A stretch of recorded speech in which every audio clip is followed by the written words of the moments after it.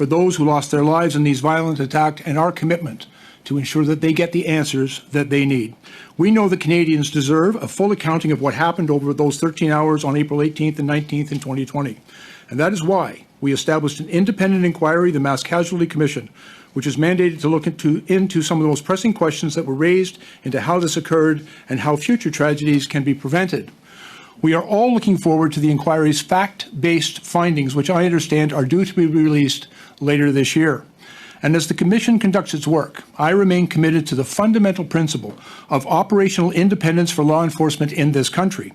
And I want to make very clear, at no point did I direct the RCMP in any operational matter, including on public communications.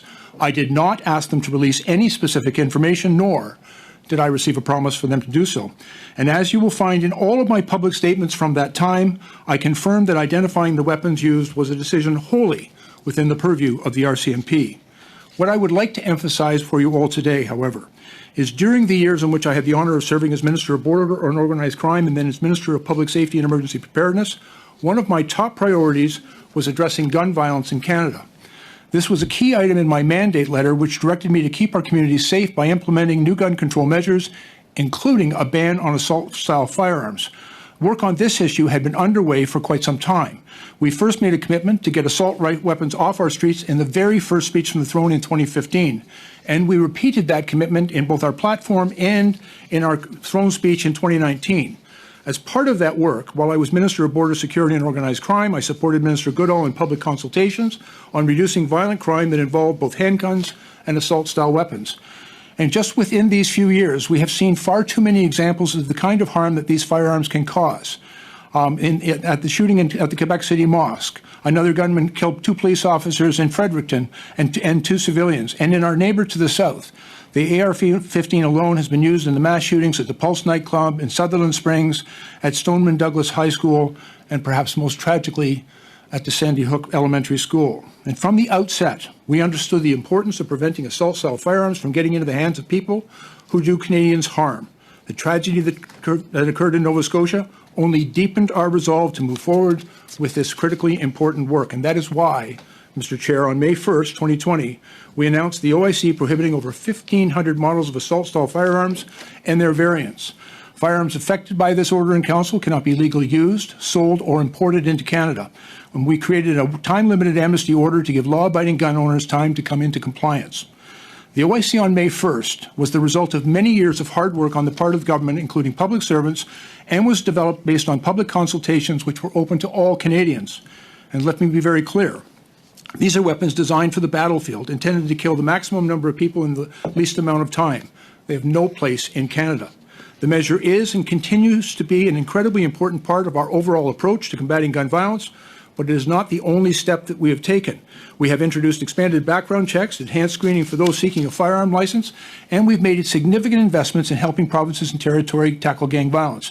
And just earlier this year, my colleague, Minister Menachebo, tabled further relevant legislation that I will believe will be coming before this committee in short order. Combating gun violence is a complex and continual process. An issue requires a multifaceted approach, and we will continue to keep Canadians safe by implementing stronger gun controls. Mr. Speaker, I would conclude, if I may, by reiterating that at no time have I ever interfered operationally or given operational direction to the RCMP in my role as the Minister of Public Safety. I thank you all. I look forward to the questions that you may have. Thank you, Minister, and you won't have to wait long for those questions because they're going to start right now. Opening up this first round, I would now call on Ms. Dancho. You have 6 minutes. Ms. Dancho, the floor is yours whenever you're ready to take it. Thank you, Mr. Chair. Thank you, Minister, for being with us today. You or someone from your office was in daily contact with Commissioner Lucky in the immediate days following the Nova Scotia attacks on April 18th and 19th, correct? I was not in contact with her on a daily basis, but frequently in the days afterwards, I was briefed by Commissioner Lucky. As well as your Chief of Staff and your Deputy Minister were in relatively daily contact with Commissioner Lucky in some capacity? Yes, I assume so. So would you be comfortable tabling for the committee before our next meeting your calendar, your Deputy Minister's calendar, and your Chief of Staff's calendar and phone logs relevant to your communication with Commissioner Lucky? prior to our next committee meeting, specifically from the dates of April 18th to April 28th, and including April 28th, and that would be for the reason of full transparency of your communications and your office's communications with her. I actually have a timeline with me, and I'm quite comfortable sharing that. And when I personally had conversations, there's a number of different Minister, does that things in that include timeline. the communication from your deputy minister and from your chief of staff with Commissioner Luckey as well? And again, I'm more than happy to provide you with a timeline of all my communications on this matter with Commissioner Luckey and with others. Including the deputy minister's communications and the chief of staff, Zita Astravez's communications? I don't know if the Deputy Minister has that information available, so I don't want to make a commitment to it, but that's a question certainly you can pose to him. Certainly, there would be phone logs of all the calls that they have made. Can you commit to tabling those for the committee before our next meeting of yourself, the Deputy Minister, and the Chief of Staff, Zita Astravez, before our next committee meeting? And again, I don't have direct access to those logs, but if they exist, I think it's very important. You commit to it? If I may, I think it's very important that this committee have all the information that Excellent. it requires to make Okay. an accurate assessment of what transpired. Great. Thank you very much. Just moving on. In a June 28th, 2020 Globe and Mail article, you were quoted confirming that you did speak to the RCMP about the upcoming OIC ban. When was Commissioner Luckey informed of the May 1st announcement date? Commissioner Luckey had been working with us, but Commissioner Luckey, as the Commissioner of the RCMP, is responsible for the Canadian Firearms Program. The Canadian Firearms Program, as it was integral in the Minister work Blair, that we... when was she informed of the May 1st date of that announcement? And I don't, that's a question that would have to be When was the posed May to... 1st date determined for that announcement? Was it before or after the Nova Scotia attacks? The date of release was determined after the Nova Scotia shooting. Thank you. You're aware of the email sent by Commissioner Luckey on April 23rd, 4 days after the attacks, to your Chief of Staff, Zita Astravez, containing information your government had requested concerning weapons used in the attacks, correct? Yes, I'm aware of it. And you're also aware that the Commissioner's email contained a strong warning that the information must not be shared beyond you and the Prime Minister because it could jeopardize the active investigation, correct? I'm not only aware of it, but I respected that throughout. And you're aware of the meeting the Commissioner called for her and her Nova Scotia officials immediately following the Nova Scotia press conference on April 28th? I was not aware of that. I've subsequently become aware of it through media reports. You're aware that during that meeting, the Commissioner reprimanded her Nova Scotia deputies for not sharing the information she warned you not to share, correct? I'm not aware of that. I was not a party to that conversation, and I've only read media reports. I've not discussed that in any way with the Commissioner. Your office obtained assurances from Commissioner Luckey that the type of weapons used in the shooting would be released to the public at the April 28th press conference, correct? No, that's incorrect. So it was not assured. You had no idea that that was Commissioner Luckey's expectation in that press conference? Let me be very clear. At no time did I ask Commissioner Luckey to reveal that information. At no time did I direct her in any way in her communications. She did not make any promise to me. A bit. I'm not asking if you had asked her, but I'm asking if you were aware of the Commissioner's expectation that on that April 28th press conference, that information would be released. Were you aware that that was Commissioner Luckey's expectation? No, I was not. You were not aware. In a late night email sent from Commissioner Luckey to your Chief of Staff and your Deputy Minister on April 28th following the meeting and the press conference, her email to your Deputy and the Chief of Staff said without any context whatsoever that the press conference was, quote, to quote Commissioner Luckey, not the expectation execution she was expecting. Again, she said in her email without further context that the press conference was, quote, not the execution she was expecting. So that's in reference to the immediate questions on the types of weapons used. The lack of context provided in Commissioner Luckey's I can't email. comment on the context of that. I wasn't aware of it, and I have no knowledge of what the Commissioner was referring to. It seems that your Deputy Minister and your Chief of Staff were fully aware of the expectation of Commissioner Luckey of that press conference. To the Deputy Minister, were you aware of the context of this email? Because it was not listed in the email, and it was written that you would have been aware. I have To no the idea Deputy what... Minister, please. Thank you. Were you aware of the context of the email?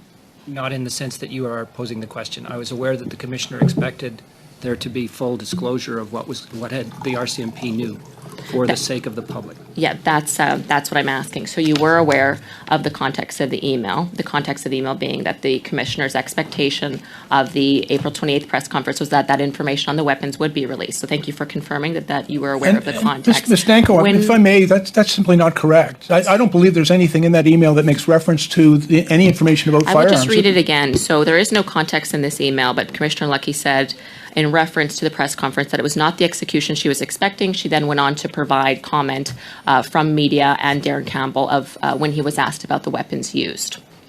So I appreciate that you were aware of the context of that email, even though it was not listed, which would mean that you were aware of it earlier in the day. I'd like to just make sure you're clear on please go my ahead. point here. You've got 10 seconds. You've got 10 seconds to be clear. To the best of my recollection, the commissioner had provided some assurance that the RCMP would You? provide the public with a full story of what had happened and what they knew. That Of the was what I weapons used. understood. Thank you. Thank you. The time is up. Now I will move to Mr. Noor Mohammed. Sir, you have the next slot with 6 minutes. The floor is yours.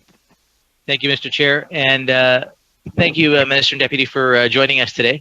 Minister, perhaps you could take a minute, not too long, and describe the nature of the relationship between the Minister of Public Safety and the Commissioner of the RCMP, and how that relationship actually works operationally, is supposed to work, and how it worked in this particular situation. Yes, thanks very much. I think it's an important question, and I appreciate it. As Minister of Public Safety, I do have a responsibility. I am responsible for a number of different agencies and departments that report through to Public Safety and to the Minister of Public Safety. But in that reporting relationship, I think there's a very clear and important line of delineation in that the Minister, under no circumstances, can offer or direct in any way operational activities of the RCMP, not to tell them, for example, who to investigate, what to investigate, what charges should be laid, or in any aspect of their operational duties. It's a line of which I'm quite familiar. I spent many years as a police chief, and I understand the difference between governance and management and operation of a police service. And it's a line I have always respected and continued to respect throughout my entire tenure as the Minister of Public Safety. And so the RCMP have a responsibility to be accountable to the people of Canada through the government of Canada. And I as the Minister of Public Safety, I'm regularly and routine briefed by the RCMP Commissioner on matters of significant national concern, but at no time am I able, nor would I ever, give her any operational direction on any investigative matter, and that includes information that would be communicated with the public. Those are decisions made independently, quite appropriately, independently, by the police of jurisdiction, in this case the RCMP, and not something that I would ever interfere with. And just to further clarify, in this situation and during this awful tragedy, was there a time when the minister or when the commissioner of the RCMP sought your direction, or was she also very clear about that line? And how would you have handled it had she even asked you for direction? No. The commissioner did not, and has never, in my experience, and the over 2 years I worked with her as the public safety minister, sought my direction on any operational matter.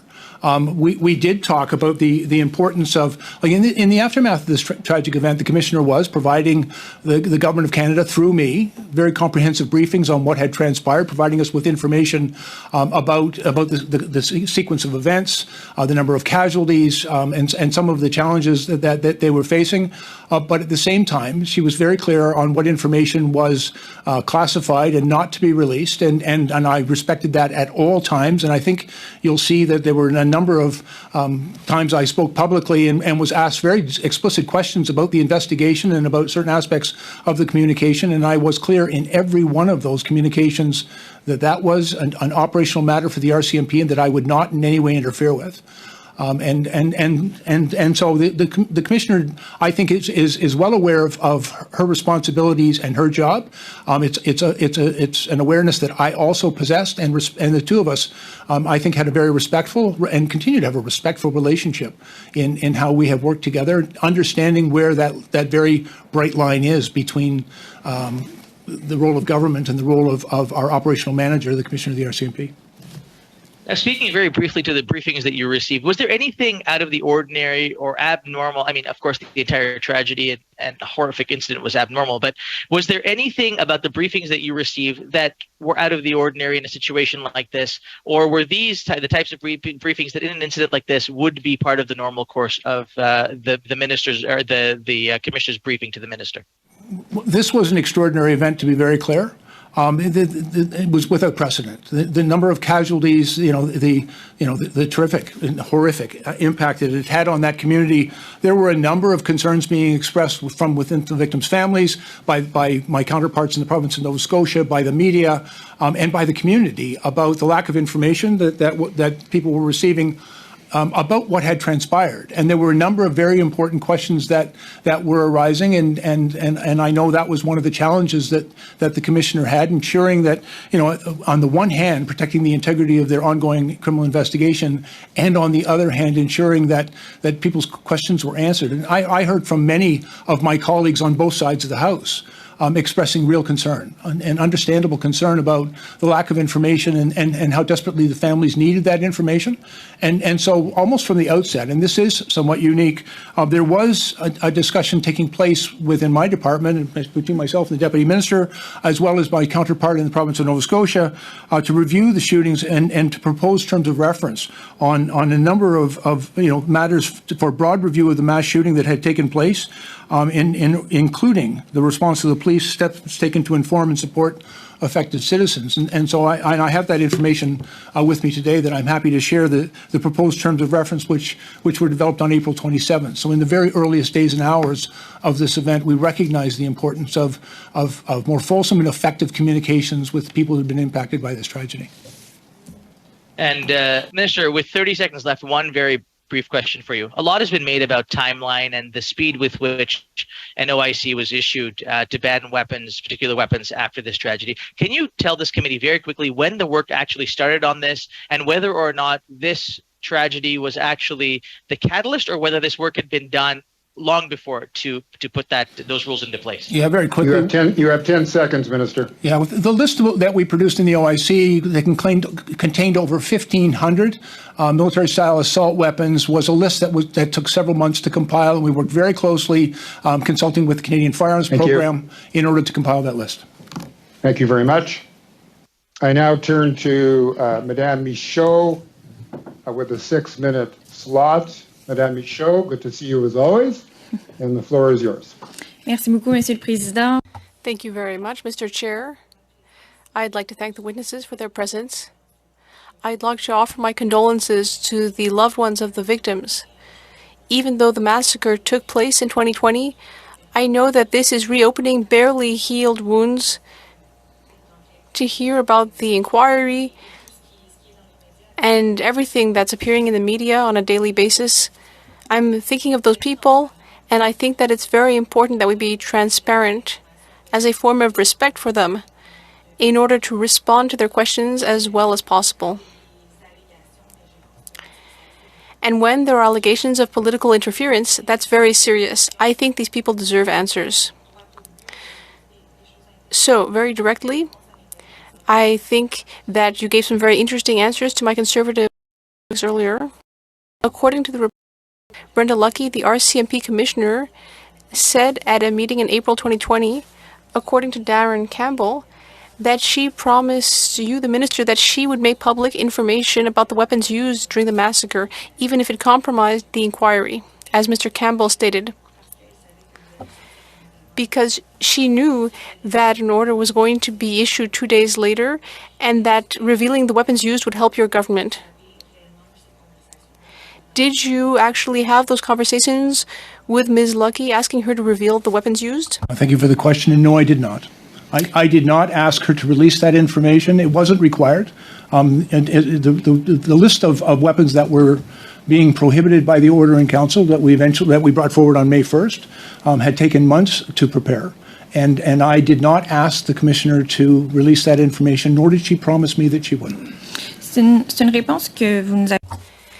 That's an answer we've already had from you in the House of Commons and the media, but what bothers me about it is that the opposite version, the RCMP version, from what we've seen in email sent by Ms. Lucki in Mr. Campbell's testimony, is that that's not the case. How do you explain the fact that there are competing versions of facts here? What discussions were had about the order? There's only one set of facts. I did not ask the commissioner to reveal that information. She did not promise me that she would. You're also referring to a conversation that the commissioner had with her subordinates in Nova Scotia, and there's some information that's come forward with that. I was not a party to that discussion, and I have no knowledge of that discussion. Those are questions about that discussion better put to the participants.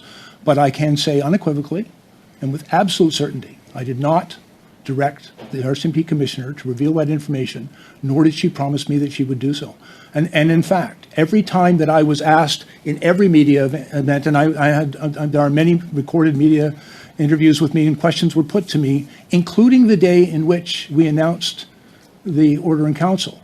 And I was very explicit that day that we were not going to release that information, and the decision on when it should be released is entirely up to the RCMP. And then subsequently in the House, and if you go through Hansard, you'll see that many times the members of the Conservative Party asked me about information related to that, and I said the RCMP is conducting their investigation, and when they're concluded, then they'll release that information as they see fit. But I was then, and I continue to strongly defend the operational independence of the RCMP in making operational decisions regarding their investigations. Vous avez dit tout à l'heure Earlier, answering the question that my colleague posed, you said that the date when the regulation was unveiled on May 1st, 2020, was chosen after the Portapique massacre. Did that have an influence on the decisions made and on what ended up being in the announcement on May 1st? It kind of seemed like it was dashed off on a napkin with weapons that were used in situations of mass murder, whereas there are other weapons that are not on the list. So what discussions were had after the Portapique massacre regarding what should be in the order that was made on May 1st, 2020? Did the massacre have an influence on your decisions and your political action? Thank you very much. I think it's important to remind us all that this is a commitment that we had made. Frankly, for me, the banning of and the prohibition of assault-style weapons is something that I have worked on for many years. But we actually campaigned on it in the 2019 election, you may recall. When it was in the throne speech, when we became the government, it was in my mandate letter that we would ban these assault-style weapons. We went right to work. And in fact, the work had actually begun in 2019 when I had done cross-country consultations, and we'd done surveys and other things to talk about what weapons should be prohibited. The compiling of the list, and it's a very interesting characterization that you suggest it was done on the back of a napkin. It was several months of very hard work in compiling that list, and over 1,500 of those weapons. And there was a very clear criteria that was established in which weapons would make that list, and that list was compiled over many months. But let me also be clear, Ms. Michaud, the terrible tragedy that took place in Nova Scotia, the worst mass casualty shooting event in our country's history, was, for me, very impactful. And all of the work that we had been doing for months and years leading up to that moment, it certainly had the effect of deepening my resolve to move forward as quickly as possible to keep the promise that we had made to Canadians. We'd made that Canadians some time before, and to keep that promise. And I remind myself that we were not alone in this. And for example, 10 seconds, please. The leader of the NDP had on April 20th urged us to take some action in response to this terrible tragedy, and that action was well entrained. And we were working very hard on getting it forward. But certainly the terrible events of that event were highly motivating for me to get the job done and to keep. Thank you, Minister. Promise.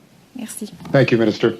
I would now like to invite Mr. McGregor to begin his 6-minute slot. Mr. McGregor, whenever you're ready, the floor is yours. Thank you very much, Mr. Chair, and welcome to the committee, Minister Blair. I'd also like to echo my colleague, Madame Michaud's comments, just that our thoughts are with the families in Nova Scotia. And I truly want our committee's work today to be respectful of the Commission's process and to not really interfere with the important work that that Commission is doing.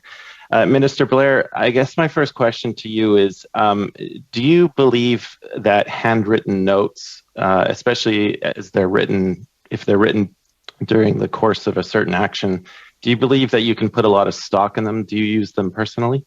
Actually, in confidential briefings, I don't personally take notes, but I have previously, as a police officer, for example, maintained a memo book, which is an aide de memoire, and if it's done contemporaneous to events, it can provide good evidence.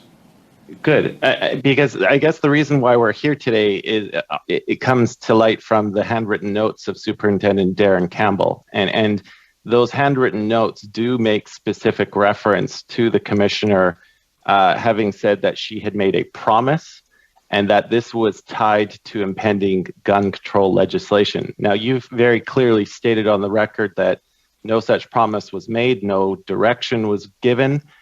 Why then do you think, in your opinion, that Superintendent Campbell would have written that specifically in his notes, which were written during or shortly after a conference call with the commissioner? I think that's a question better put to the participants in that conversation. I was not a party to it. I had no knowledge of that conversation. I can tell you, and I'll repeat very clearly, I hope for all of you that at no time did I give that operational direction to the RCMP commissioner to release that information, nor did she promise me that she would.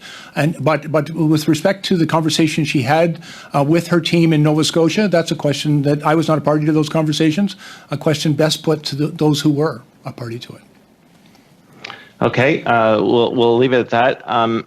In previous questions on this topic, the Prime Minister has publicly stated that his government did not put any undue influence or pressure on the RCMP.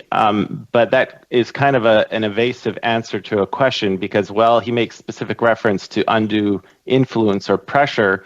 It may leave open to other types of influence and pressure. How would you interpret the Prime Minister's answer to those specific questions? Well, with respect, I'm not really feeling that appropriate for me to start interpreting, but let me explain the conversations that were taking place in the immediate aftermath of this terrible tragedy. We were hearing from people right across the country. Most importantly, we were hearing from the families of the victims that there was a great deal of concern and questions about what had taken place. And a number of the questions, and I do have a note from the proposed terms of reference for what became the Mass Casualty Commission, where we talked about the need to deal with the absence of red flags prior to the event, police actions taking into account the COVID environment, communications with the public during and after the event, policies with respect to the disposal of RCMP kit and vehicles, training and RCMP preparedness for active shooter complaints, and very importantly, support for the families of the victims. Thank you, Minister. Yeah. Sorry, Minister, my time is running shortly, and I do want to change tack here. I don't want to repeat many of the questions that were asked. Now, Mr. Noor Mohammed asked you to carefully explain the relationship between the Minister of Public Safety and the RCMP. You gave a very clear answer. The problem is, Minister, that other governments, previous governments, both Conservative and Liberal, have had ministers which have given operational direction to the RCMP. We've seen it with the Chrétien government back in the 1990s with the APEC summit. It was given back in the 1950s from the Diefenbaker government with an incident in Newfoundland. So I think the problem, Minister, lies with the interpretation of the RCMP Act, specifically Section 5 sub 1, which provides basically for the appointment of the commissioner who, under the direction of the minister, has control and management of the force. So my question to you, Minister, that I'm paraphrasing that, but it basically leaves it's quite vague. Would you agree that's quite a vague statement in the act that governs the RCMP? Can I'll explain that I think it's crystal clear. And the Minister of Public Safety has the ability.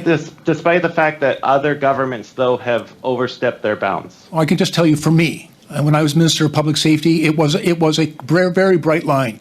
The Minister of Public Safety has the ability to issue ministerial directives with respect to certain policy matters for the RCMP, but that the line between having government or a politician direct the investigation or any of the operational activities of the RCMP, for me that's a bright line and one I have never crossed.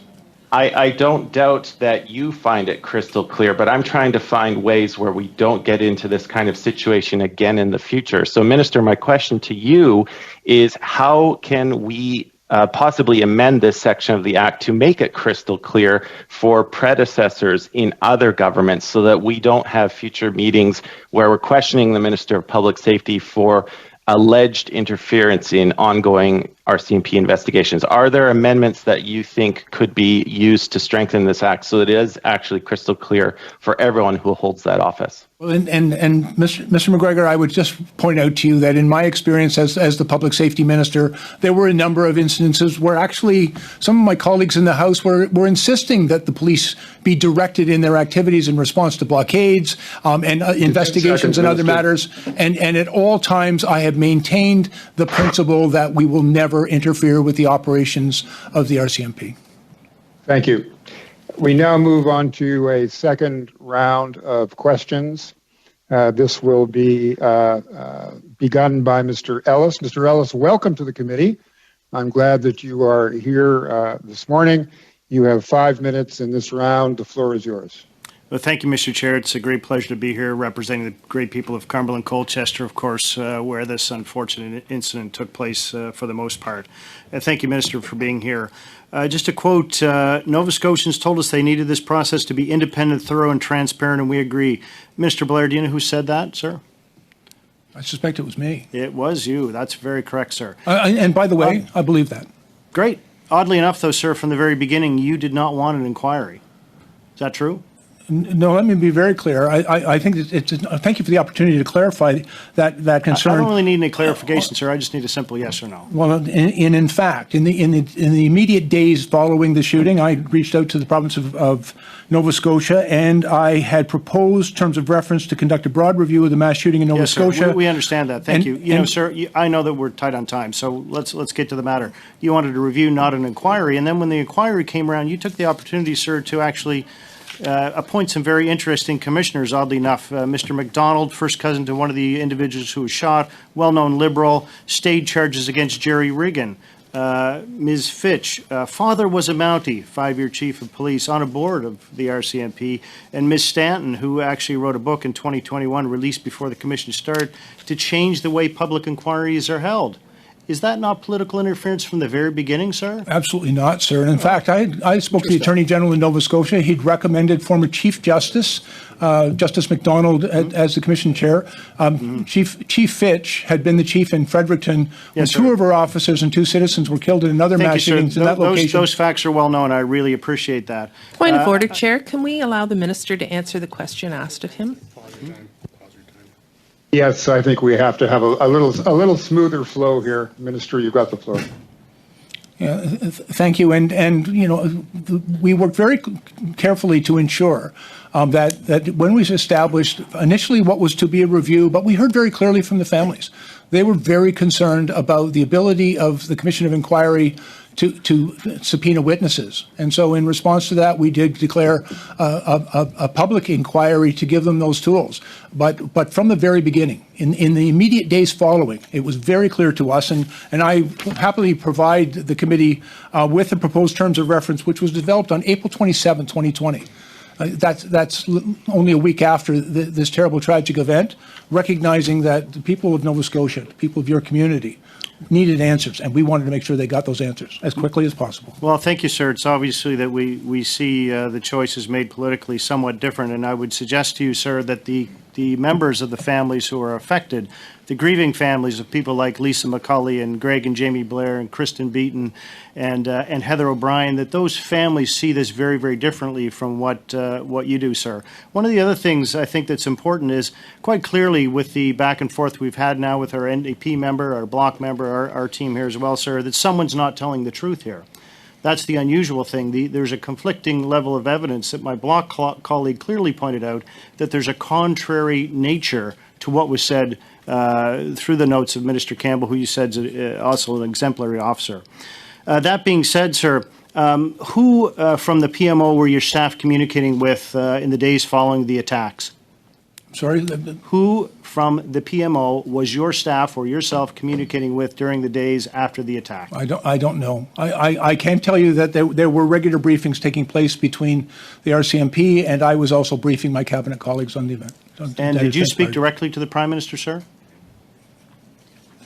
And again, I was briefing the entire cabinet on. Did the you events speak of directly to the Prime Minister, sir? I think it's a pretty simple question. And I've just said I was speaking to the entire cabinet on that matter. Did you speak directly to the Prime Minister, sir?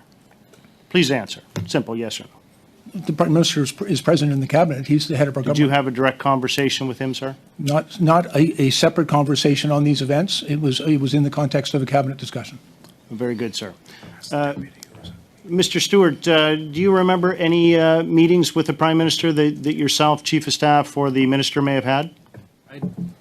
I did not attend any meetings with the Prime Minister, and I am not sure. I would have to check my schedule, and as Ms. Dancho has asked, we will give you the schedules.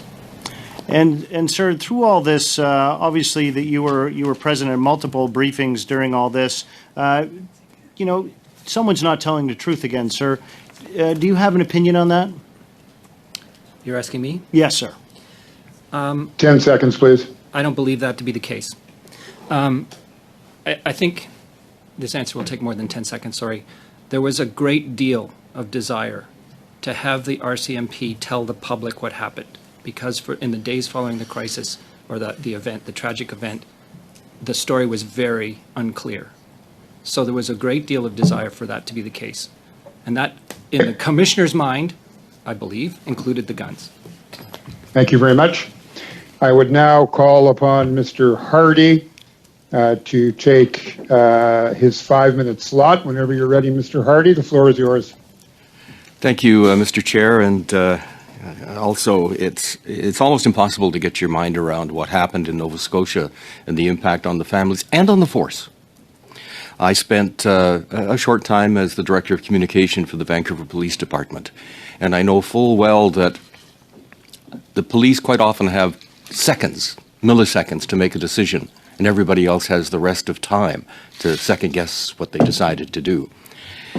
In your case, Mr. Blair, you had a mandate letter, December 13th, 2019, directing you to implement the government's firearms policy. First on the list was to deal with military-style assault weapons.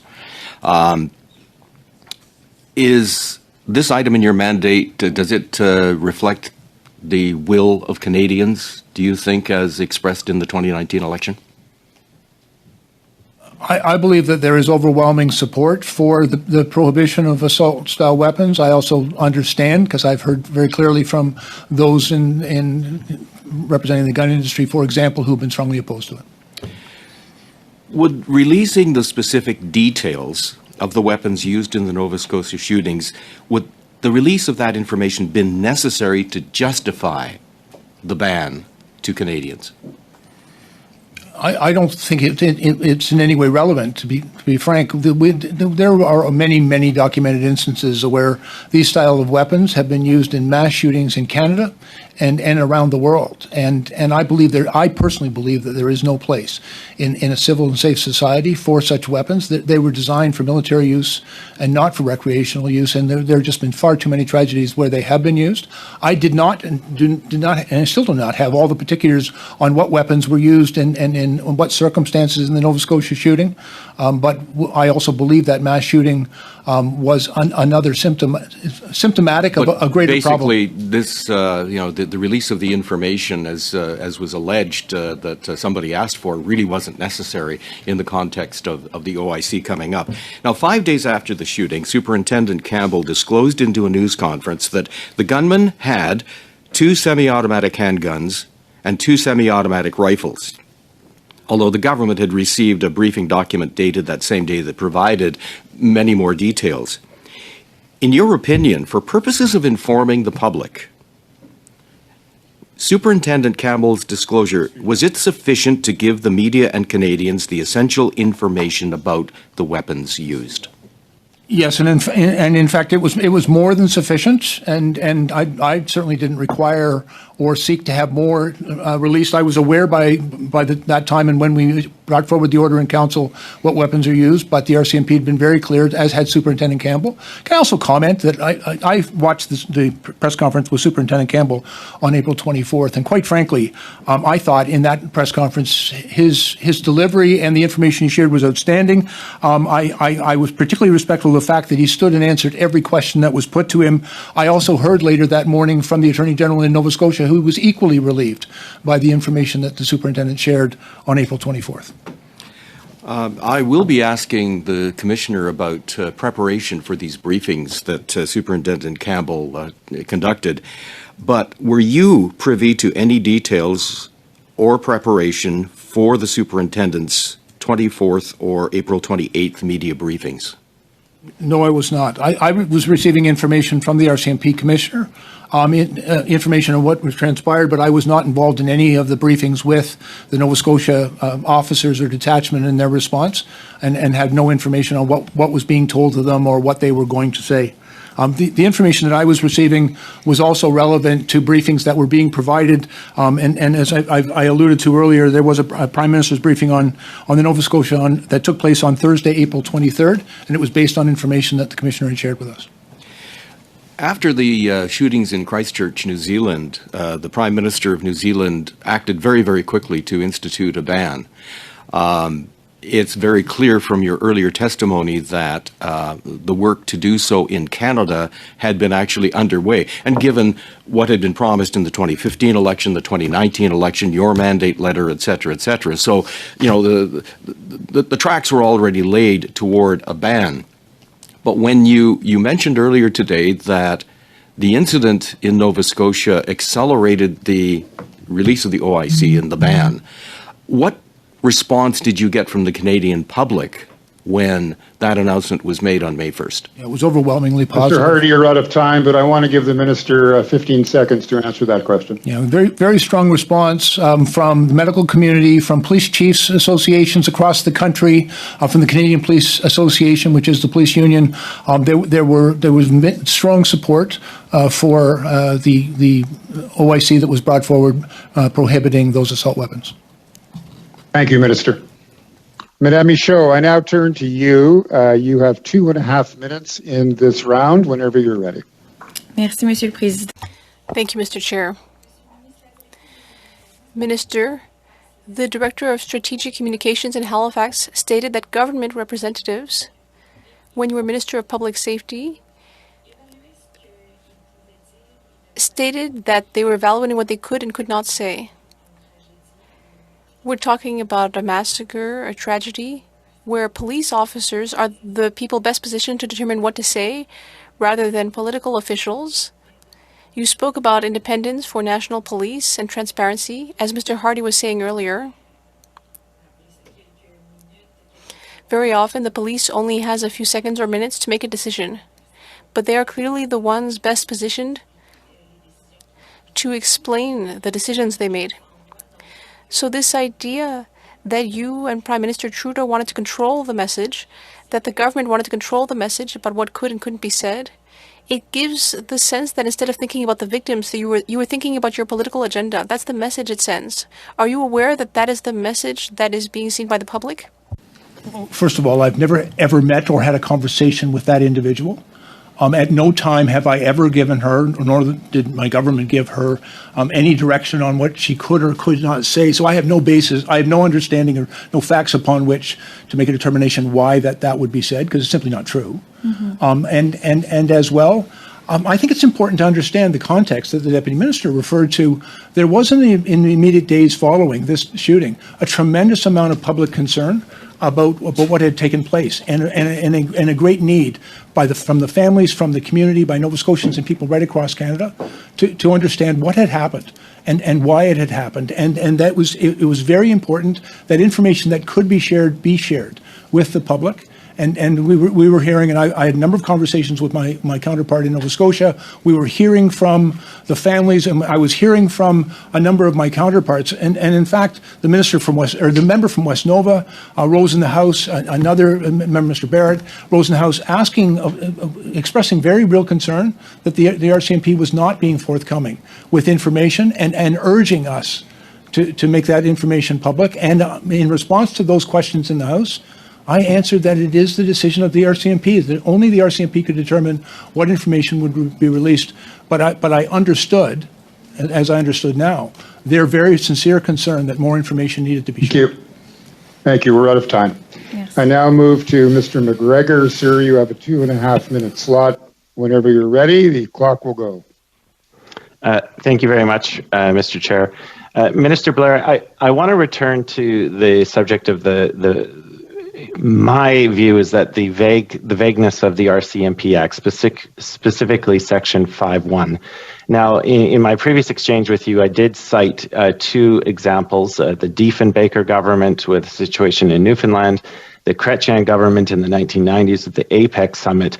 While I appreciate for you this section is crystal clear, those are two very clear and demonstrated cases where the government of the day did give operational directives to the RCMP. So, and I think what's being alleged here, if we look at Superintendent Campbell's notes, is not so much operational directives, but more a communication directive. So you've been very clear in saying that the line between what a minister can say to the RCMP when it comes to operational matters is very clear. I think there's a little bit of wiggle room here, a little bit of different interpretation. But my interest in going forward is how we prevent this from happening again. Now, law professor Kent Roach has suggested in the media that he thinks there should be a legislative requirement for ministerial directives to be made public and openly available, so that any kind of directive that is given by the minister to the RCMP is there, it's open, and people can read into it what it will. But it will help satisfy the public's need to know whenever a minister is giving a directive under Section 5.1. Minister, my question to you is, would you support such a requirement? And if not, can you explain why? Well, let me tell you that in my experience, I used the ministerial directives fairly sparingly, but I do recall, and I just confirmed with the deputy minister, that I issued a ministerial directive to the RCMP to improve their compliance with ATI requests. And I believe that was made. I believe that was made public. Would you support a legislative requirement to do so? Well, again, in my experience, I believe in transparency, and I do my very best to try to be as open and transparent as possible. But recognizing that in the course of their investigations, if the police and the RCMP in this case believe that the disclosure of certain information could be detrimental to their investigation, then it's entirely up to them to make the determination on when and if that information should be released. And under no circumstances, I consider those types of communications operational in their nature as well, and therefore something Minister. I would not interfere with. Thank you. I now move to Mr. Lloyd. Sir, you have 5 minutes in this round, and the floor is yours. Thank you, Mr. Chair. Thank you for being here, Minister. My questions are going to be for the Deputy Minister. In response to earlier questions from my colleague regarding the April 28th email from Brenda Lucki to Commissioner Lucki to yourself and to the Chief of Staff to the Public Safety Minister, you said that in response to her line that this was not the execution that she was expecting. You understood that to mean that she was expecting the nature of the firearms to be disclosed at the meeting earlier that day, the press conference. Is that correct? No. Can you please clarify what you said earlier to my colleague then? I said my understanding and recollection is that the commissioner, following the event and including the press conference of April 24th and the press conference of April 28th, was making a promise in a general sense to the minister that that information would be disclosed, the full amount of information that she thought appropriate. So you believe that she believed she was making a promise to the minister to disclose this information? I think she had had a conversation, not with me in the room, but I talked to her periodically, and I think she was making a commitment that as the investigation proceeded, they would This was a provide the meeting with the information. commissioner and the minister, but you were not in the room. Correct. But the minister was in the room. Well, to be honest, I don't know when the commissioner and the minister talk. But you were aware of a meeting that took place, and the minister would have been in that meeting. I believe there were a number of conversations, as the minister has said. But you were not involved in these conversations. In the aftermath of that event, there was, I don't recall, and the schedules will obviously tell you the truth here. I just find it very interesting that the deputy minister in a case like this you were not involved in all conversations taking place between the commissioner and the minister on this matter. So I find that very interesting. These officials, the heads of these organizations, including Brenda Lucki and the heads of CSIS and CBSA, are independently accountable to the minister. I'm not in every conversation. I understand. But when she sent that email, and you had said earlier in the meeting that you were aware that it was regarding the guns, regarding information about the guns. That was the execution she was talking about. No, I don't. Actually, So you had didn't no say that. idea what the email was about. I think the commitment was that the investigation would be, or the situation and what was happening with the investigation would be fulsome and forthcoming. So when you get an email like that and you don't really understand exactly what she's talking about, did you send a follow-up email asking, what are you talking about, Commissioner? What execution are you referencing? No, You didn't send any follow-up email. no. Are you aware of any meetings with the minister's chief of staff with the commissioner of the RCMP prior to the press conference discussing whether or not information about the firearms would be disclosed? No, I'm not aware. You weren't in any of those meetings? No. Okay. And so the RCMP commissioner, and you would agree, the RCMP commissioner had an expectation, you had said earlier, that the firearms would be disclosed at the press conference. I think you keep saying it that way, and that's not what I'm saying. What I'm saying is there was an expectation on her part that there would be a full disclosure, and in her mind, it would be the guns included. That's what that email reveals.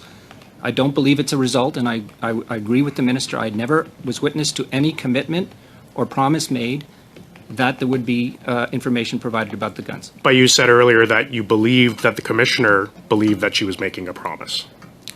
To be fulsome about the investigation. What that meant is a question you will have to ask her. Yes, and that's something that we'll definitely be asking.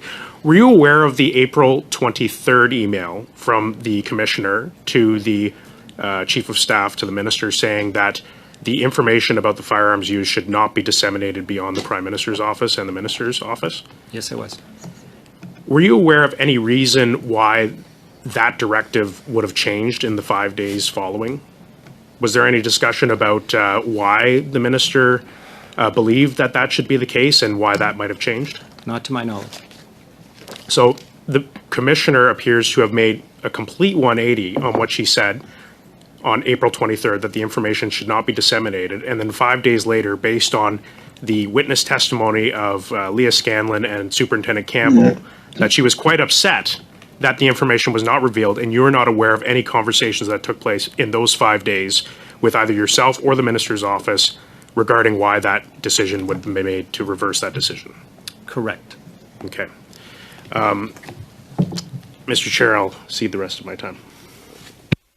Okay, thank you very much. Then we'll move to Mr. Anand Sangari, who will take us through to the end of this round of questioning. The floor is yours, sir. You have 5 minutes, starting now. Thank you, Mr. Chair, and thank you, Minister. Good to see you, and my deepest condolences to the families impacted by this tragedy. Minister, I want to just get on the record a couple of very important facts.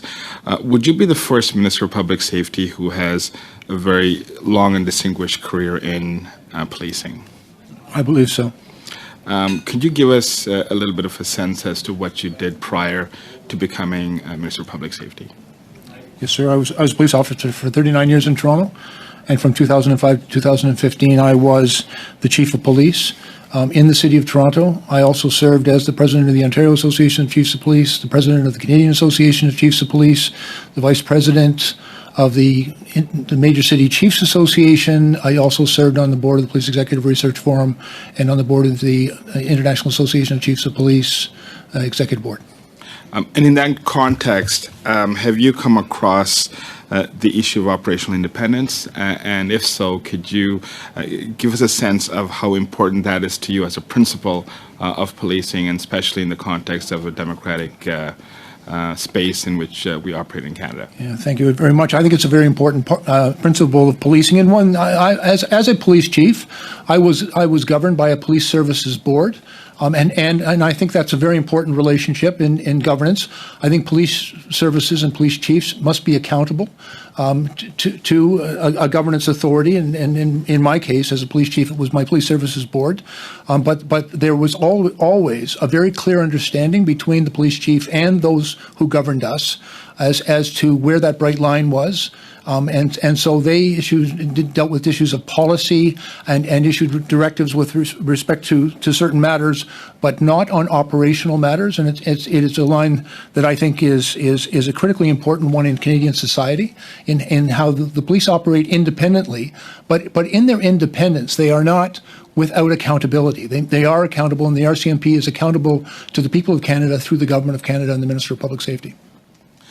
Minister, I want to quote you from back in 2012, and this is with respect to the shooting on Danzig, which happened in my community 10 years ago last week, as you're aware. And it says, I've been a cop for 35 years, and this is the worst incident of gun violence in my memory, said Blair, his voice wavering. It's very shocking. A lot of innocent people were injured tonight. In this context, would it be safe to say that the issue of gun violence and guns on our streets was something that you've thought about for many years? Yeah, I prior to becoming the chief of police, I was the head of the detective branch, involved in very many gun and gang investigations. I had also been responsible for the uniform policing in the city as well for a number of years. When I became the chief, it was what they call the summer of the gun. Dealing with gun violence was a very important part of my mandate, and I had done everything in my power to reduce gun violence and to keep the people of my city safe. And frankly, I brought much of that experience and motivation. And if I may, December of 2012 was also the Sandy Hook shooting, in which 26 people died, but 20 of them were ages 6 and 7. And for me, that was perhaps a moment that forever steeled my resolve to do everything possible to keep our community safe and ban weapons that were the weapon of choice for people that would commit such terrible atrocities. Would it be inaccurate for me to say that when you sought the nomination in 2014, ran in 2015, and again in 2019, and again in 2021, the issue of gun violence was one of the top priorities for you, and given the opportunity that you would ensure that many guns would be off our streets? Personally and politically, it is something that motivated me to get involved continue in public service beyond my career in policing, and to come to Ottawa, and strengthening gun control and keeping people safe, I think, is the highest of callings. Minister, in conclusion, what do you have to say to this committee when this allegation of political interference is before you? I think it's important and again, I'll reiterate that at no time did I cross that line. I did not direct the commissioner of the RCMP, and I did not have any private conversation with her in which that was done. The commissioner did not promise me that she would do this. I think the commissioner understood her job. And her job was to serve the people of Canada and the people of Nova Scotia, to give them information that they desperately needed and wanted with respect to the terrible tragedy that had taken place there. I believe the commissioner was highly motivated to do so, and was working with her people in order to make sure that that information was provided to the people that had been impacted by this terrible tragedy. But for me, I want to be very clear. I did not direct the RCMP. I did not direct them in their operations or in their communications. And throughout, there were a number of questions put to me in the House and in the media, in which I was asked, and in every single case, I reiterated my commitment that the responsibility for disclosure of that information lies solely with the RCMP, and at no time did I interfere with that. Thank you, Mr. Chair. Sorry, we're out of time. That's always the big challenge and the curse of these meetings. We always run out of time. And we've run out of time for this section and for this panel. Deputy Minister, thank you very much for the generosity of your time. Members, thank you for keeping within your time limits. We will now suspend for a change of technology. It should take about 5 minutes and no more. So we'll see you all.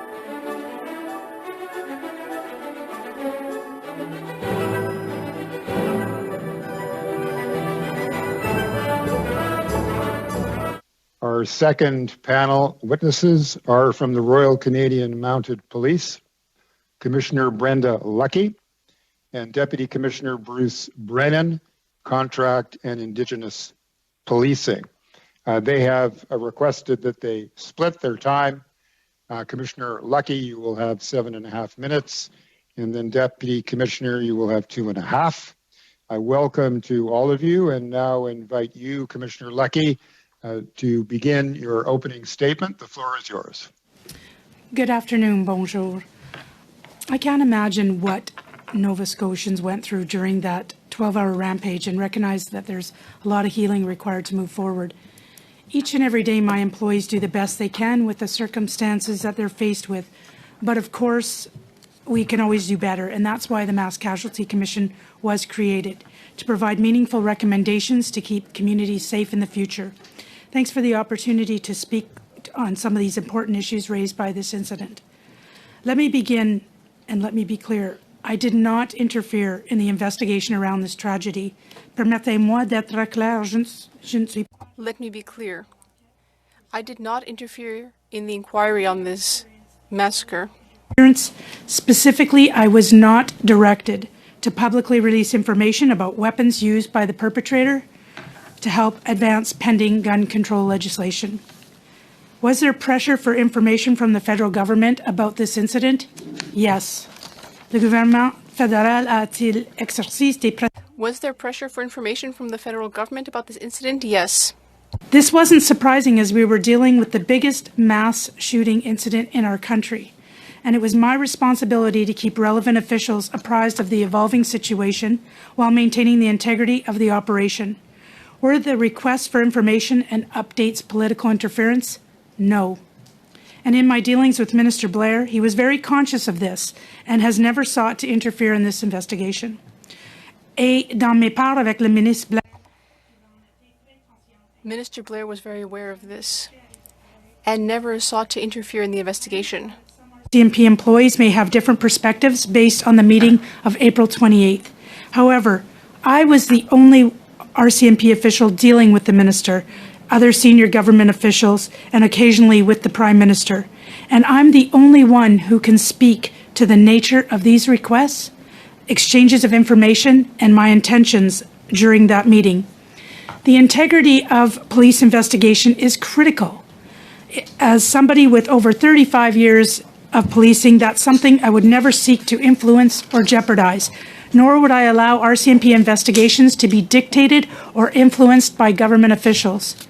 I am accountable to the minister from an administrative perspective, but the RCMP is operationally independent. The basis for this principle is to prevent direct and specific political control of police operational activity, with the sole responsibility for operational decision-making resting in the hands of police officers. Keeping the government informed through timely and accurate information sharing is not interference. It's standard procedure, and these situational updates are provided without compromising the operational integrity of an investigation. I did provide information on April 23rd about the types of weapons found in the perpetrator's possession, information that was to be shared with the Minister and the Prime Minister, noting that it wasn't to be disseminated any further as there was an active investigation.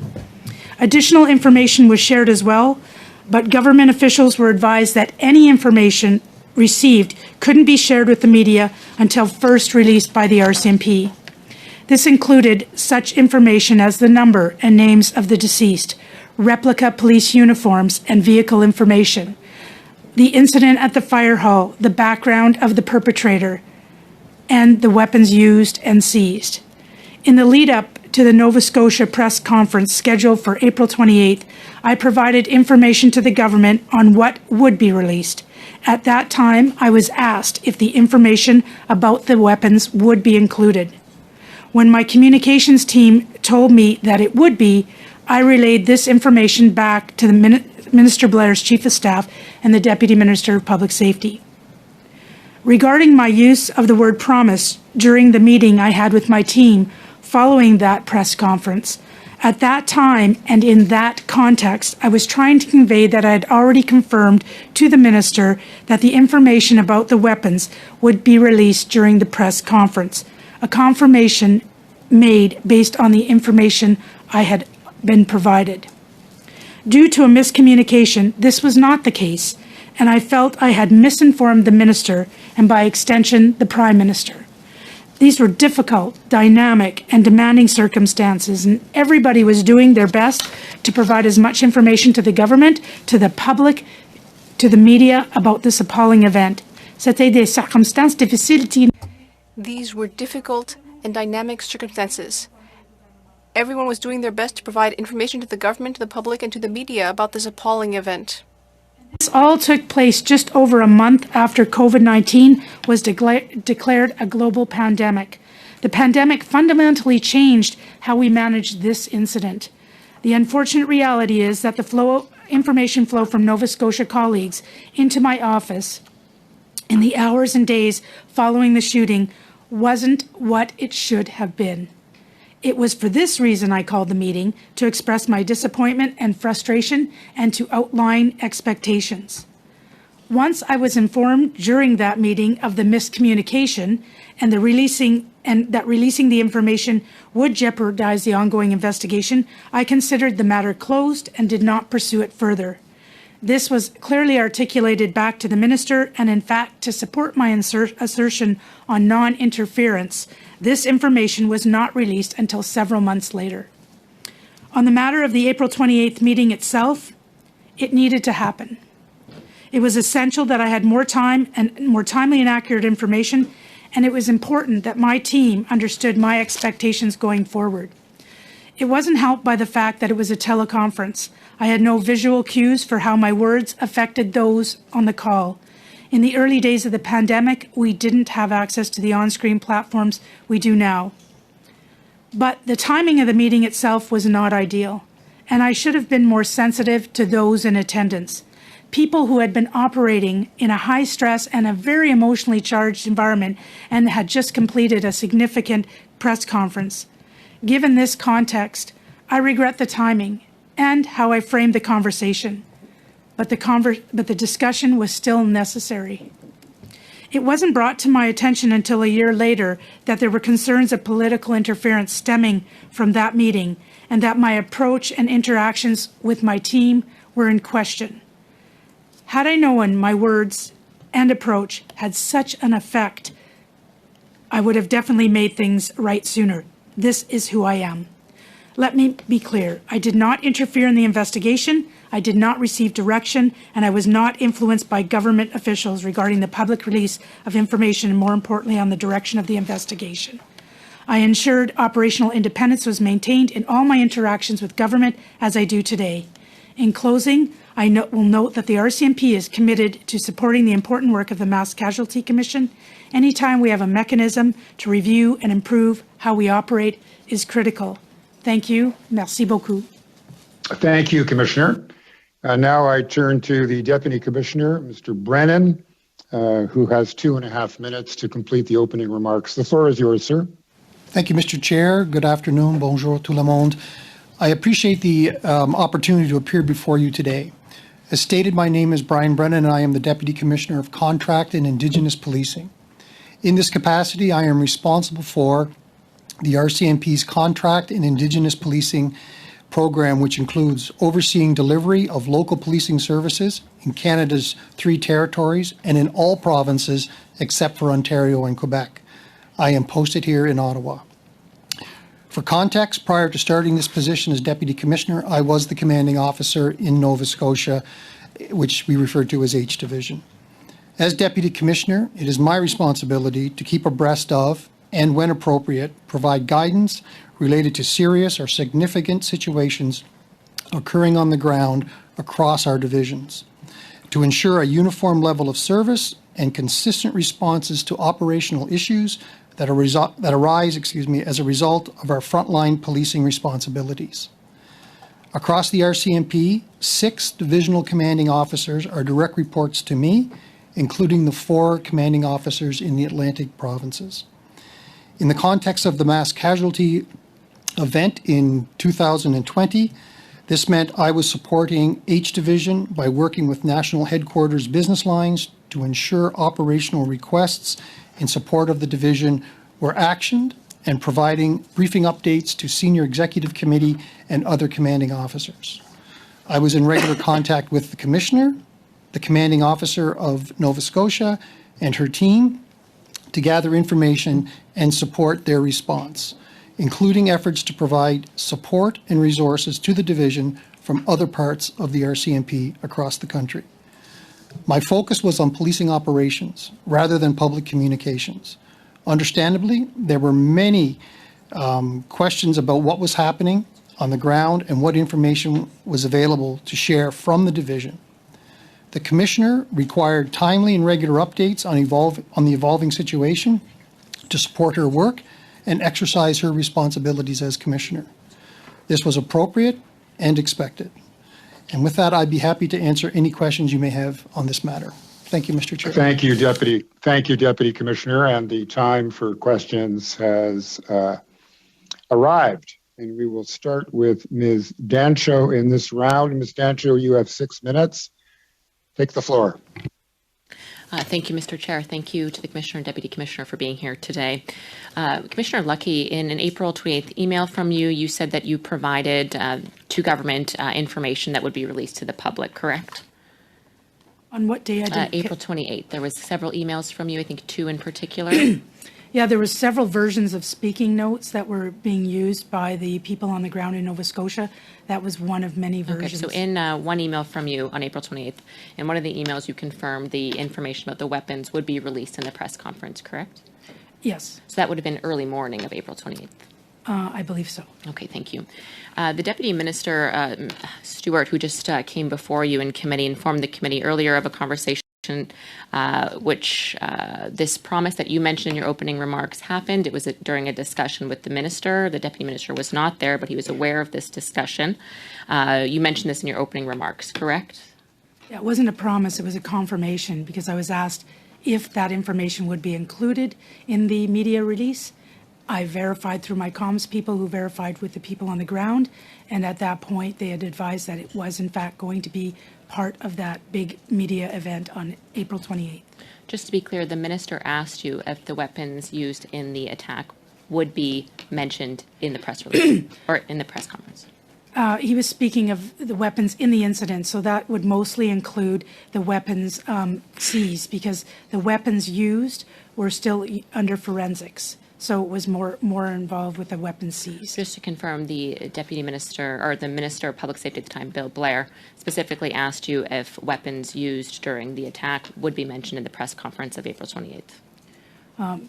Yeah, I would, in the sense that it was any of the weapons involved in the incident. So some were seized and not used, and some were used. And you made a promise to him that that information would be released on the April 28th press conference, correct? I confirmed, in fact, that they were going to be part of the media event. So Darren Campbell's account of the meeting that happened, that you had called following that press conference, again, that meeting happened immediately or within 2 hours after, where he wrote in his notes that you had made a promise to Minister Blair that that information about the weapons would be released. He was accurate in this, given what you're saying. That's what he wrote, but like I said in my notes, in the context, the word promise that I used was in the context of confirming the answer to his question. So you used the word promise, correct?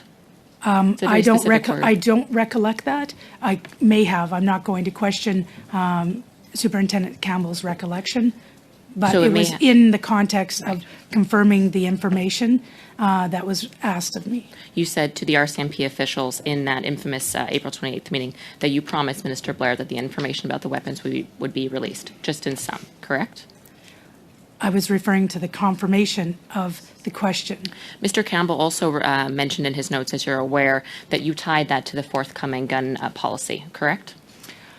It was when we were speaking of many different flow of information through the last 10 days. There was a lot of issues with the flow of information. The weapons was just but one part of my frustration with and why the meeting was Commissioner called. Lucky, did you, as according to Darren Campbell's notes and the letter to you from Ms. Gallen from a year later, both of them said in their remarks that you tied that promise to the forthcoming Liberal gun policy, OIC, pardon me. Is that correct? What I did recall mentioning was that the reason why the weapons were so important and why they asked if they were going to be included was tied to the minister's mandate letter.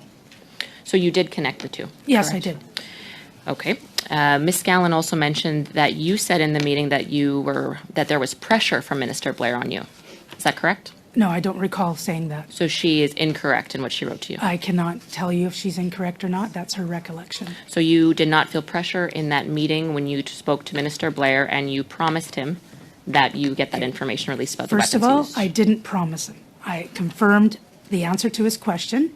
And second of all, in regards to your second part of the question, there was a lot of pressure, and it wasn't just from the minister's office, it was from the various downtown offices. The most pressure was probably from the media, and there was a lot of pressure internally to get communications out because we had lost a member. So there was a lot of communications. I was going in front of the media quite a bit. So you confirmed to Minister Blair when he asked you if the weapons information would be released in that press conference, you confirmed yes, it would be, correct? Yes. And that's why that's one of the reasons you were so angry with your deputies in Nova Scotia in that meeting, correct? I wasn't angry. You weren't angry at all? At all. I was disappointed. I felt let down, but I wasn't angry or upset. And Darren It's not Campbell part said of that my you DNA. specifically said you promised. You're saying maybe I did, but I definitely said I confirmed to the minister? I may have said that, but it wasn't the context in what if Darren Campbell put that in his notes, I'm not going to question his notes. What I'm saying, though, is my intention was it wasn't a promise in the traditional sense. It was in confirming the answer to a question. April 23rd, you said that information about the weapons use should not be released because it was involved in it related to an active investigation. Why did you change your mind 4 days later? To me, it seems like this conversation with Minister Blair changed your mind. No, not at all. It wasn't all about the investigation either. It was the fact The weapons specifically. You said Yeah. not to share it, and then 4 days later, 5 days later, you're reprimanding your deputies for not sharing it. No, but it wasn't specifically about the weapons, whether to share or not to share. In that email, yes, but it was also about the protocol that they had in place on the ground, because nothing was to be released by anybody in government until the RCMP released in the media. 10 seconds, please, Commissioner. And Finish your answer in 10 seconds. Did the please. minister And secondly, influence we had a protocol with the your families. demeanor of that meeting with your deputies? Did the minister influence your demeanor? Why you were so angry? He did not. No, he didn't. Okay, we're out of time. Thank you very much. We now turn to Ms. Damoff. You have 6 minutes in this round, Ms. Damoff, whenever you're ready.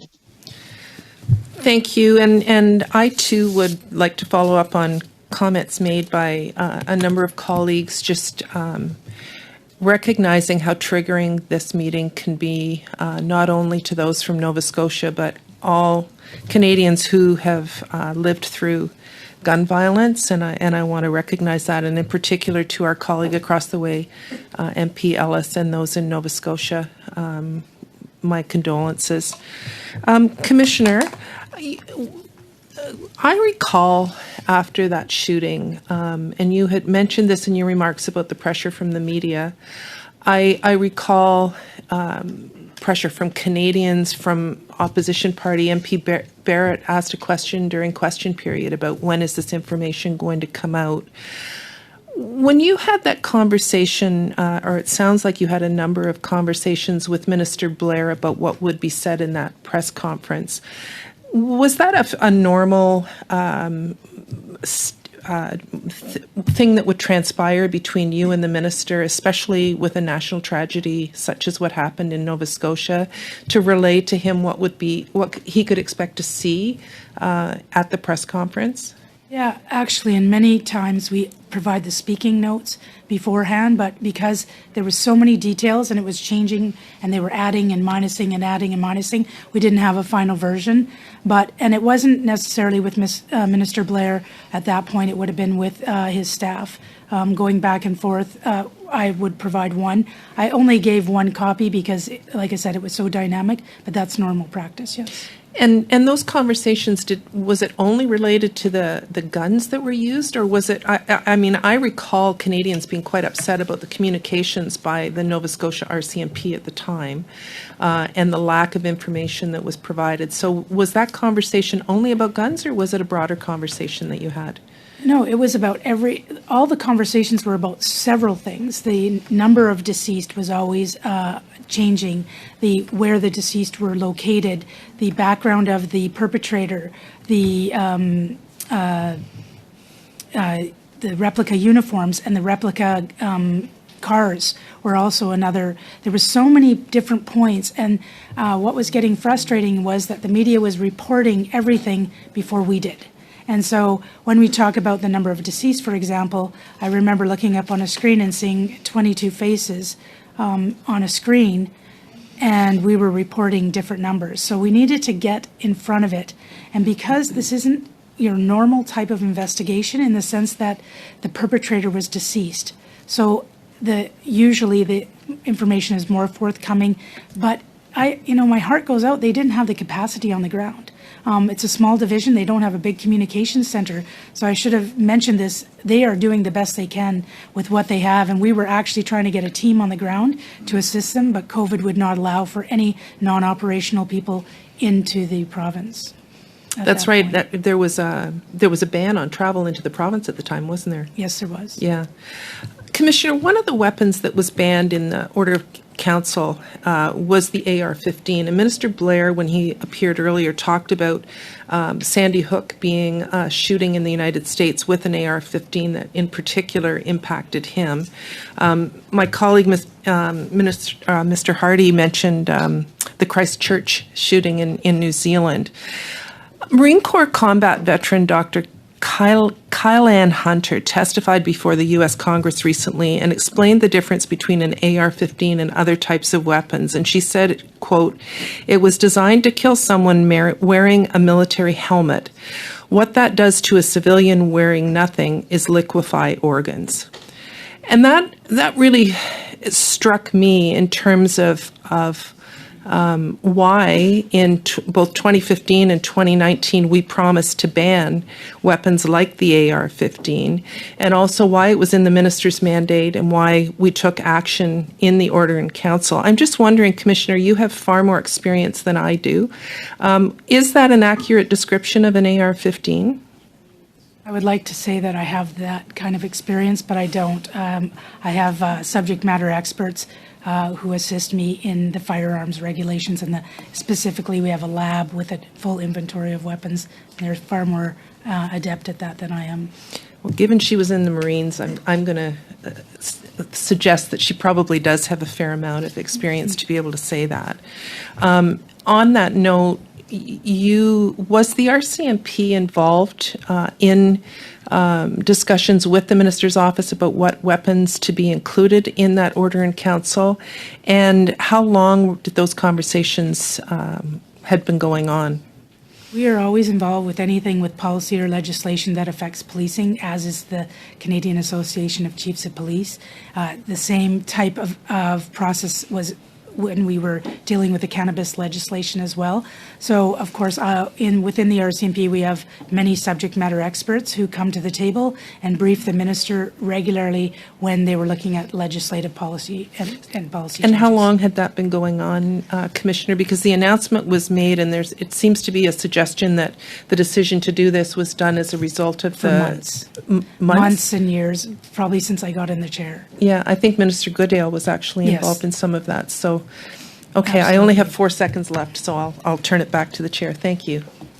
Thank you, Ms. DeMoff, and I will turn it over to Ms. Michaud. Ms. Michaud, you have 6 minutes in this round. Take it away. Merci, Monsieur le Thank you, Mr. Chair. I'd like to thank Mr. Brennan. I'd like to thank the Commissioner. I very much appreciate your presence. As I mentioned earlier, this is a sensitive issue. And I think that people deserve answers, or at least clarification about what happened. Because allegations of political interference are serious. So we're trying to understand what happened with the various competing versions. Mr. Campbell's notes have been mentioned several times, and I will mention them too. because they raise some major questions, and I'd like to hear from you on that, Ms. Lucky. In a release you published, you stated that you would never take measures or decisions that could compromise an inquiry. Do you consider that publicly divulging the type of weapons used before the inquiry was over in this case is the type of thing that can compromise an inquiry? I'm a bit confused because the inquiry wasn't, there was no inquiry at the point when we were discussing that in a media release. Is that what you're referring to? Ce que je veux dire, c'est What I mean is, there seems to have been political pressure to reveal the type of weapons used. And what we're hearing from Nova Scotia RCMP is that that might have compromised the inquiry to reveal them publicly. Do you agree with that it could have compromised the inquiry? That's very difficult to say because there was no inquiry called at the time that we were talking about the release of these, the types of weapons that were seized. It wasn't until months later that those weapons, that was released, and it wasn't released by ourselves. et à ce stade-ci, est-ce que vous considérez And at this point, at this stage, hypothetically, do you consider that that type of thing could compromise an inquiry? It's hard to be hypothetical because it depends on what they're looking at in the inquiry. If they're not looking at weapons, then it might not compromise anything. on vient tout juste d'entendre le ministre We just heard from the minister. He said that he never had you promise to divulge what weapons were used. You just said the same thing. You said that you were not pressured by the minister or by the prime minister. But you said that there were pressures exercised by the federal government to obtain certain information. Could you tell us what that pressure was? What were the types of conversations you were having with the government that ultimately made you state that you had pressure on you? Well, first of all, there was pressure for every single bit of information related to this incident. Number of deceased, where the deceased were located, who the deceased were, the background of the deceased, the perpetrator, the background of the perpetrator's common law spouse, the fire hall incident, the types of vehicles the perpetrator had, the replica uniforms. It went on, and it was relentless especially from the media. And myself, the minister and the prime minister were going in front of the media in the first 3 days quite often. And so to have as much up-to-date information as we could was important. So it was about me providing situational awareness, and most of it was done on my volition to them in regards to this is a normal practice of giving situational awareness to events such as, well, there is no event such as this. Donc, ce que vous dites, c'est que le gouvernement So you're saying that the government was looking to get more information just like the rest of the public, and that there weren't necessarily pressures to get confidential information before the public became aware of it? Oh, there's never, that email, many of the information that I provide is a heads up before media. I like to give government officials a heads up before things are going to be released in the media, and normally they'll be released shortly thereafter. I am only the messenger in all of this. I'm not the keeper of any information. So I always have to go back either to my deputy of contract policing, my deputy of federal policing. I need to go back to the commanding officer of the division and say, I've got a question. Can you tell me something about it? And then I see if they give me the reply, and then I'm repeating their reply. Much the same with any of the media that I do. vous dites être simplement You said you were just the messenger in this type of situation, but as RCMP commissioner, I imagine that you are still issuing instructions to members. And I'll just look at Mr. Campbell's notes to get back in the context.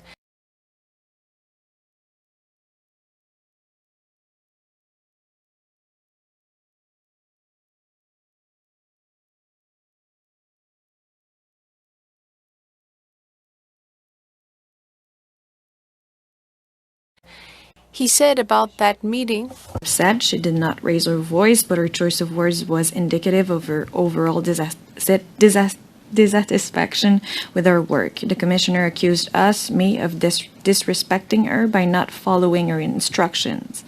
Il parle de notamment. She told Combs to tell us at H Division to include specific info about the firearm used by the killer. Alors, vous aviez donné des instructions. So you did give instructions that it seems were not followed, and you were upset, or at least bothered by that. And you made a link with your conversations with the government. That promise, or whatever it was, to give information about the types of weapons used. Do you confirm what is in those notes? You were upset, perhaps by something else, perhaps by other things that were discussed at the meeting? Sure, we're out of time, but I want to give the commissioner 15 seconds to answer that question. Go ahead, Commissioner. I want to stress that I was not upset. First of all, upset and anger is not part of my DNA. I'm a fairly calm police officer. I was always spoke in terms of how I felt. I felt disappointed, and I felt frustrated with the flow of information over the past 10 days. And using the weapons as an example was one example of the lack of flow of information that was coming back and forth between the ground and national headquarters. Thank you very much. Mr. McGregor, I now turn to you for your 6 minutes of questioning. The floor is yours. Thank you very much, Mr. Chair, and thank you to the Commissioner and Deputy Commissioner for joining our committee today and helping walk us through the series of events from April of 2020. Commissioner, you stated that in your mind it wasn't a promise, it was a confirmation, and that the information would be released at the press conference. And I know there was a lot of pressure. There was a lot of pressure from the public. There was a lot of pressure from the federal government in trying to get this kind of information. But I guess, you know, for some people, when they see the Minister of Public Safety asking you as Commissioner of the RCMP whether or not the information on the firearms would be released at a press conference, because of the very nature of the relationship that the minister has with the Commissioner of the RCMP, some people might perceive that to be undue influence in the very posing of the question. Do you see how that could be perceived by some members of the public? Anything's possible, but there was also a lot of questions about the names of the deceased and when those names were going to be released, when the information about the firearm incident was going to be released. There was always, because they could not talk about anything until we spoke about it at the media events. So, of course, anything that we hadn't spoken to date was of interest. And I have to say, I really pride myself on giving accurate and timely information. So to not give that information when I'm briefing the minister or by extension the Prime Minister is not something I like to do. So I like to be accurate and timely. Did you, Commissioner, get a sense that when the question was posed to you that this was information that the minister and his chief of staff did really want to see released in the public? Like, you know, in the asking of the question, could you infer that this is a result they actually wanted to see happen at the news conference given by the RCMP? I didn't think at all. It was a question, I provide an answer. The minister is very, very conscious of first of all, he has an appetite for questions. He's a former police officer. So the who, what, where, why, when, and how is it's part of his DNA. So anytime there's an event, he will ask those questions. I provide the answers I can, but I'm always going back to the source because I often don't know what the answers are to those questions. So I wouldn't infer anything from what he said. It was a simple question that I was going to provide a response to. And if, just hypothetically, if the minister had asked for this information to be released through the RCMP, do you think that would be regarded as an operational directive or more of a communications directive? I think it could be a little bit of both. The thing is, if information could be released, then I would say, yes, it can be released, and I will ask them to do that. I will check and see if they can actually do that, or if they can't or cannot. The question is not interference. It's what happens with it. And so if I feel that the question is forcing me to do something that I don't want to do, to me that's interference, or asking me to do something in the investigation is interference, or asking me to arrest somebody or not arrest somebody, or, you know, sanctions on somebody or not sanctions on somebody. That's interference. Asking questions is not interference. Understood. And I guess, you know, if you as commissioner were presented with a directive which you felt was interference, which was operational interference, what tools does a commissioner have at his or her disposal if the government of the day is asking that? Because, Commissioner, we have examples in the past. In the previous hour, I cited how the Diefenbaker government directed the RCMP to send forces to Newfoundland, how the Liberal government under Jean Chrétien at the 1997 APEC summit tried to give directional information to the RCMP about the president of Indonesia's visit. What tools does the RCMP commissioner have at his or her disposal if the government of the day is very intent on micromanaging those types of affairs? Well, first of all, as a commissioner, I have no qualms about saying that we are entering an area of direction. I'm prepared to leave a meeting, but also any of the information that I'm providing, like I said, is not my information. So I go back to the team that holds the information. We have a discussion if need be. If somebody says we cannot release that information because of A, B, and C, that's it. I don't even ask anymore. And that's the beauty of the way we do it, is because it's not my information to release, and nor was any of this information for me to release. You know, I've had a lot of discussions about this, obviously, since it's come to light. And sometimes I think it's time for all three governments to have a conversation, because whoever is the government in power, we should make sure that this is very clear and that people are signing off on this, so that we're not having this discussion in the next SECU appearance. On that subject of clarity, I just wanted to nail down on that, because the section of the RCMP Act that deals with it just simply says, under the direction of the minister, the commissioner has control and management of the force. Some people have complained that is far too vague and very open to interpretation. Do you feel we as legislators could be looking at that to shore it up so that we are not in situations like this in the future? You're out of time, Mr. McGregor. I want to give the Commissioner 15 seconds to answer that question. Anything that prevents me from coming back to this committee to answer these questions would be welcome. Thank you. Thanks, Commissioner. We now move into the second round of questions, and we'll be led off by Mr. Lloyd. Sir, you have 5 minutes whenever you're ready. Thank you, Mr. Chair. Thank you for being here, Commissioner. Would it be fair to say, Commissioner, that it is your belief that this entire saga has been the result of a miscommunication, that you were mistakenly told that the information about the guns would be revealed, and that led to the meeting where you were unhappy about the information not being revealed?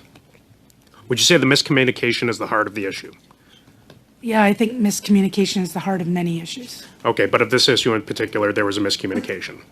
Now, in the meeting you had with Minister Blair, where you gave him the confirmation that the information about the firearms would be included, how many people were in attendance of that meeting? It wasn't a meeting. It was just a question, I think, from his chief of staff. Was it an email? You know, unfortunately, normally my calendar tells me everything I do each and every day. Unfortunately, I was by myself because COVID, everybody was working from home. But earlier you said that the minister asked if the guns would be included. You said that earlier. The minister's office. The minister's office. Who in the minister's office? It would be the chief of staff. So the chief of staff, not the minister, asked you if the guns would be included. At that point in time, I wasn't talking very often to the minister. It was more with his office. But the deputy minister earlier today said that you had a meeting with the minister during this time period. He was not in attendance at the meeting. Did you have a physical meeting or a teleconference call with the minister between April 23rd and April 28th?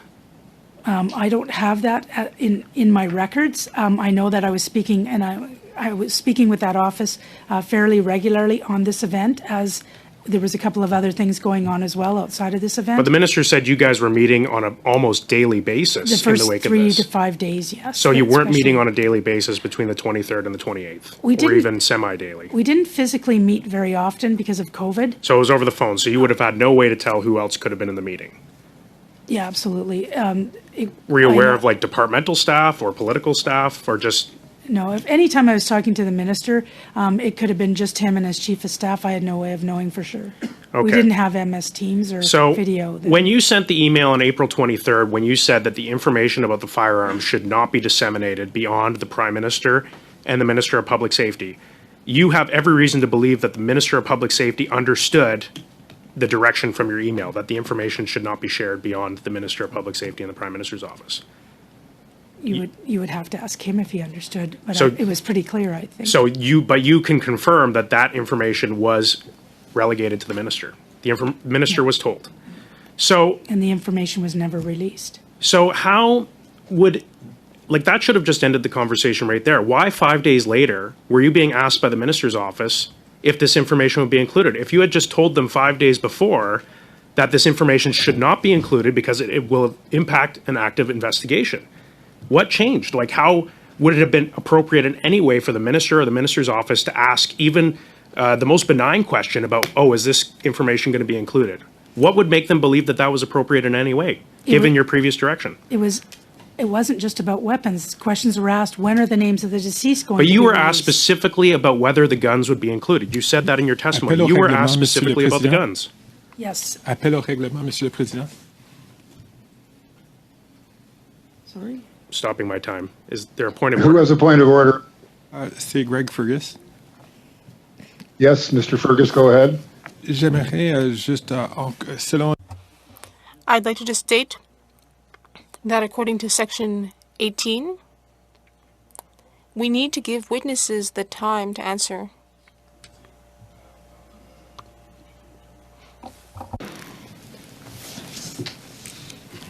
Yes, that's my job, and I will do the best I can to ensure Thanks, that Chair there's the Fergus. proper toing and froing. Back to you for an answer, Commissioner. I think I need the question repeated. Thank you. So I had Go about ahead, 3 Mr. minutes. Lloyd. I had 3 I- minutes and 30 seconds on my timer. So I'd say Thank save you, Mr. your Chair. time, Mr. Lloyd. Don't worry. Thank you, Mr. Chair.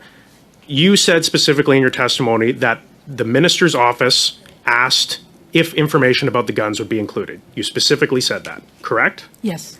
Okay. What would have made them think that that was an appropriate thing to ask, given that 5 days earlier you said this information should not be disseminated beyond the Prime Minister and the Public Safety Minister's office? Was there a meeting that you had in those previous 5 days where you said, actually, it's not a big deal if the information is released? No, it's because things changed like What hourly. changed? Everything was changing hourly. Like those weapons were seized. Things change so that we can release certain points of information. We were continually adding information at each and every press conference that we did. So to ask if they are going to be part and parcel of another media release was not unusual. But what changed? What changed about the guns in particular between those 5 days? Was there no active investigation anymore in the where the guns came from? No, I was assuming that eventually that would be part of a media release. And so asking that question was not an unusual request because I was given the information thinking that in a couple of days that would be part of a future media release. And I was simply giving them the heads up. Was there any discussions Thank about you. the upcoming? Thank you. We're out of time. I now move to Mr. Noor Mohammed. You have 5 minutes in this round, sir. Go ahead whenever you're ready. Thank you, Mr. Chair, and thank you, Commissioner and Deputy Commissioner, for being with us today. Commissioner, just wanted to, I think there's been a lot of assumptions being made and a lot of aspersions being cast. And I just want to clarify a few things, if you might help me. Can you speak very briefly about your understanding of the line of the role of the Minister of Public Safety and the role of the Commissioner, very briefly, and what the lines are and what the lines that should not be crossed are? Well, it's about the police principle of police independence, and it's about exercising police powers and making decisions in the operational realm, but providing it's appropriate, I feel, for government and police to exchange information to provide situational awareness on events. But if any of the political officials were to ask me to do something in an investigation specifically or provide specific direction in an operational realm or in an investigation, that would be crossing the line. Asking me to arrest somebody, asking me to investigate somebody, or asking me to turn a blind eye and not to investigate somebody would be some examples. And did the Minister of Public Safety ask you to do any of those things? Anything that would be considered inappropriate or cross that line? Absolutely not. If anybody is more conscious of that, it's Minister Blair, especially as a former police officer. And what would you say to those that say that the government wanted to leverage this into a gun ban? What would you say to those people? And what can you say to us about the work that was done previously in respect of banning weapons such as the one that was used in this awful tragedy? As per the conversation with Ms. Damoff, it was absolutely something that's been on the radar for several years. It followed from Mr. Goodale into Minister Blair's portfolio and the mandate, and it continued with Minister Menachino, and we've been helping them with policy and legislation for several years, well before I became the commissioner. And is that something that happens regularly between the commissioner of the RCMP and the Department of Public Safety, regardless of who is in power? Absolutely. If it's involving with police, I gave the example of the cannabis legislation. We've provided a ton of advice with that as well. So let's switch a little bit to the conversation around pressure. I can only imagine the pressure that you and your team were under in trying to make this happen. Pressure from the government, from opposition, from the media, everywhere. And you provided good context in your comments earlier about this. Can you share with us whether or not you felt the pressure that you were under was inappropriate in any way, shape, or form from the minister or from the government? Absolutely not. The only inappropriate pressure was the media. And do you think that, and if you were to look back, were you asked to do anything out of the ordinary that a government should not be asking you to do in such a situation? Absolutely not. Did the minister ask you to do anything inappropriate or questionable as time evolved, not just at the beginning, but throughout that would then change the way in which you might answer a question or you might speak to the media? Absolutely not. When answering my colleague, Mr. Lloyd, you spoke about how facts on the ground change and how your ability to answer questions based on information that you can provide changes. Can you explain to all of us and to Canadians the context that you were under on day 1 or day 3 or day 5 and how you make the decisions that allow you, how decisions are made that allow you to provide different types of information at different points in time? Well, it's a communication reel, actually, and any time that from the very first press release that I did or press interview to the very last, I don't have the information in front of me. I go to my comms people, they go to the people on the ground. The comms person on the ground is part of the command triangle in an investigation.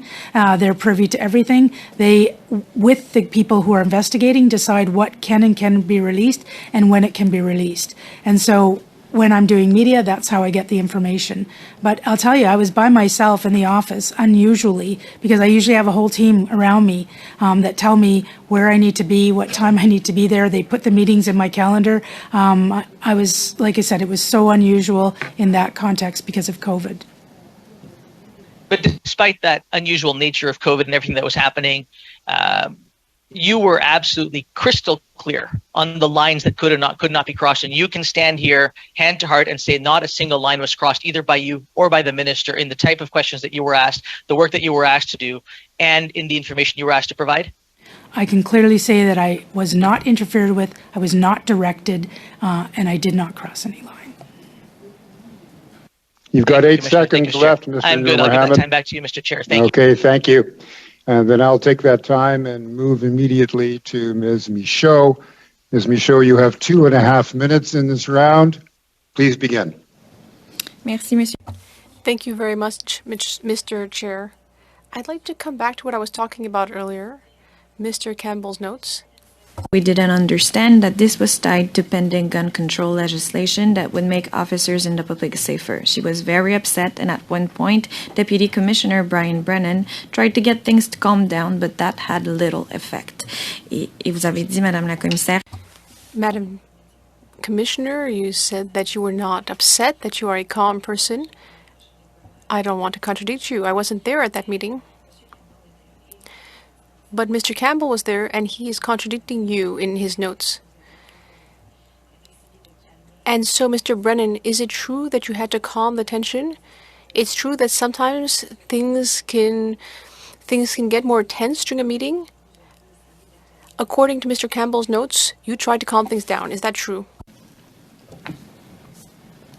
Yes, that would be accurate. At that point in the meeting, I felt that we were revisiting the same thing over and over again, and we needed to start focusing on how to move forward. So my focus was on, let's learn from these mistakes or these issues, and how are we going to do better in communicating in the future. And that's what I was trying to steer the conversation toward. Donc, c'est votre avis aussi qu'il y a eu. So you agree that there were numerous communication problems in this situation? Yes, there was communication issues because of the volume of information, the size of the investigation, the timeliness of information coming into national headquarters, what was being reported on social media versus what was being reported officially. So communications and the complexity of the whole situation was adding to it, and it was something that we needed really to work on to make things clarified for governments, for our employees, and for the general public. Merci. Madame la commissaire, vous avez... Commissioner Lucky, you said you had conversations with the government well before the regulations that were unveiled on May 1st, 2020.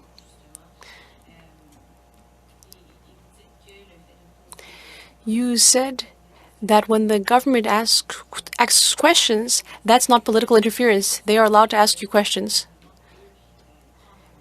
But do you feel that the government can take advantage of a situation to take... Question very quickly. Ce serait trop long. I'm sorry, it would take too long. Okay, then we're done with that round, and we move now to Mr. McGregor. Sir, you too have 2.5 minutes. The floor is yours. Thank you, Chair. Commissioner Lucky, can you just confirm for me, so when the government asked if the information about the firearms would be released, that question, in fact, did come from the minister's chief of staff?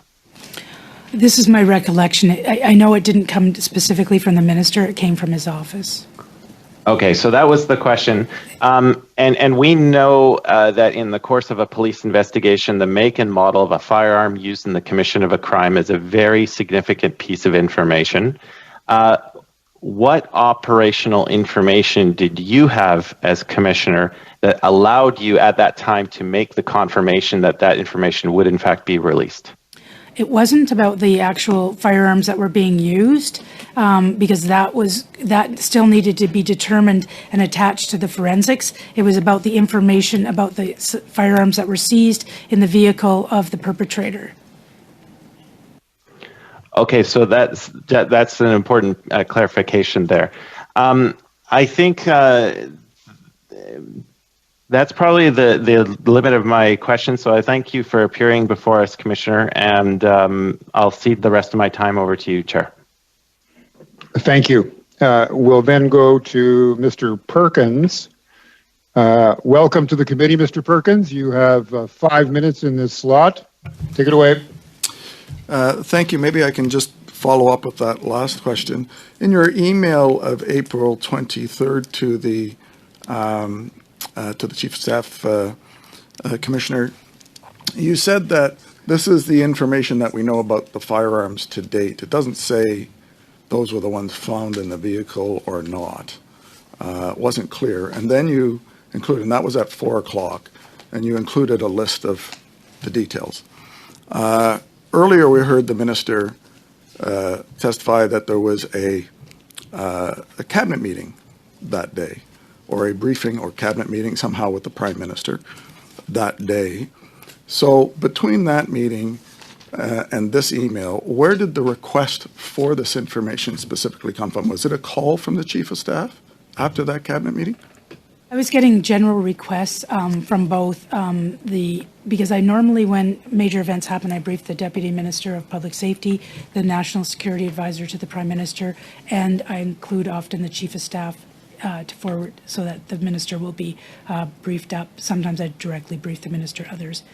So what happened was people were asking both in any of those groups, so I went back to the Nova Scotia people and said, is there anything we can give about the guns? And I was actually told we can't talk about the guns used, we can talk about the guns seized, and that's where that information came from. Okay, thank you. In your call with the whatever remote system you were using on April 28th, a conference call facility of some sort. Who from RCMP headquarters was also on that call? Deputy Commissioner Brian Brennan, our Director of Communications, Sharon Tessier, and another person from Communications, Dan Bryan. Dan Bryan, the media relations head. Yes.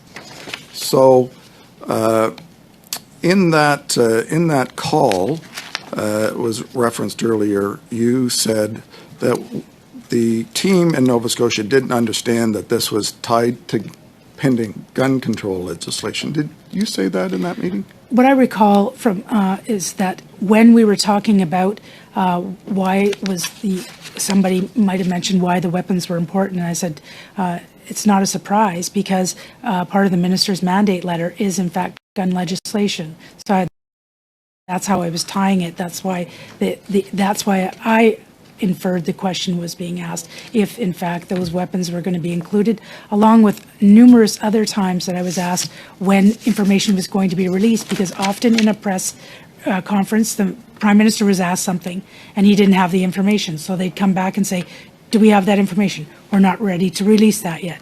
Do you have this? So because we were asked these questions, we were just trying to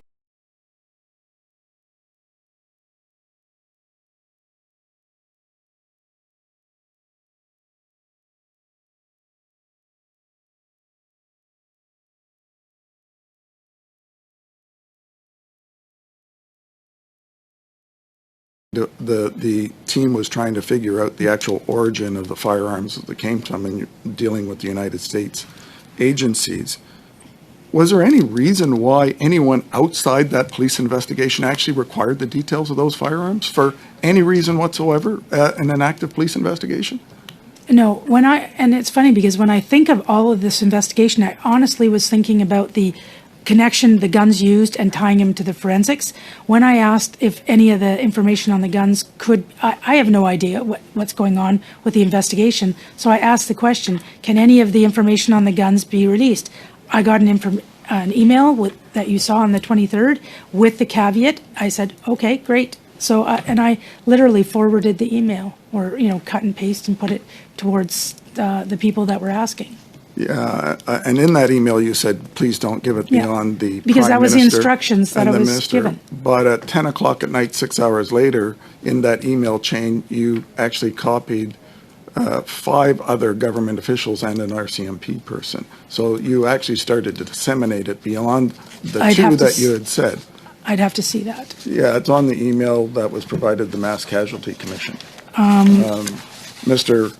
O'Reilly, Mr.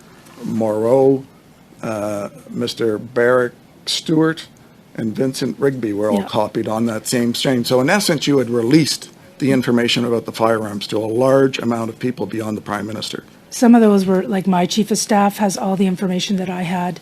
The Chief of Staff like I said, the 3 primary people and their Chiefs of Staff usually are included, are the NSIA, the National Security Advisor to the Prime Minister, the Deputy Minister to Public Safety, and the Minister via the Chief of Staff. Thank you. We're out of time in that round of questioning. I now move to Mr. Hardy, which will be the last slot in this round. Mr. Hardy, you have 5 minutes, sir, whenever you're ready. Oh, thank you, Mr. Chair, and, Commissioner and Assistant Commissioner, thank you for being here. In the letter to you from Leah Scanlon, I wanted to read one section here. It said, it stood out to me that once you were informed there was a miscommunication and Sharon advised that she briefed incorrectly. Who's Sharon? Sharon is Director of Communications at National Headquarters. At National Headquarters. So was it Sharon that told you that the information on the firearms would be disclosed? Yes. I see. Who did Sharon ask about that? Do you know? You'll have to ask her. She's in the next panel. Okay, very good. Because I'm going to I assume think it's communications. Okay. A critical piece here is when the question was asked, was the question asked if it would be disclosed, or did they ask for it to be disclosed? to my recollection, like I said at the very beginning, it's if that the weapons information would be included. All right. Now, there were two briefings, one on April 24th and the 28th. Did Superintendent Campbell conduct the briefing using prepared notes? Which briefing are you referring to? The 24th or the 28th? Are you talking about a media? Yes, correct. Yes. The 24th, I'm not sure because I'm not involved at that level. So you'd have to probably talk to the communications people. I know the one for the 28th because it was so extensive and they were covering so many parts of that. They were actually going through a chronology with maps and locations. They were working with our comms people and their own comms people in reference to his notes to go through all of that. Were you privy to the notes that were? No, I don't. I don't get involved at that level. Would, given that you were led to expect that the firearms information would be included in the briefing to the media on April the 28th, did you subsequently ask to see the notes that Superintendent Campbell was using during that briefing? I definitely saw the speaking notes, but I saw them early on in the day. And like I said, there was many versions that came after, and I didn't follow it. I just had too many other things to do. I left that for my comms people because they kept changing. There was lots of things that were changing, so I wasn't privy to the final version. Okay. So to speak. But in the version that you did see, was there a reference to the firearms? I don't in believe that? so, no. Okay, and that wasn't a flag for you at that time? No. Then generally your perception of that, if it wasn't a flag for you, then how important was it to your mind that this information be released in those briefings, and why was it important to you? It wasn't important whether or not it was released. Where I was concerned is that I asked the question, I was told that it would be released, I transmitted that information to the minister's staff. It was again an example of inaccurate information. So, and there was a lot of issues that we were having with the flow of communication. So that whether or not it was released was not a concern. Somebody asked me if it was going to be part of it. I asked them. They said yes, and it wasn't. I see. And so it was really more the general scenario of misinformation, miscommunication, Yes. which was the concern or the focus of at least part of your conversations with the team on April 28th. Absolutely. We were getting criticized by the media at every angle for the lack of timely information. And there's nothing worse than watching your team get, they're out there trying to do the best they can and getting hammered by the media for not providing the information. We wanted to get ahead. We wanted to be more proactive than reactive. It was hurtful and it was hard to hear, and the narrative was becoming very negative, and we were trying to do everything we could to help them. In your judgment, did the details of the weapons provided by Superintendent Campbell on April 24th during that briefing, did that balance the interests of the public and the media for transparency without compromising the investigation? If he released it, then yes, because that was his call to do.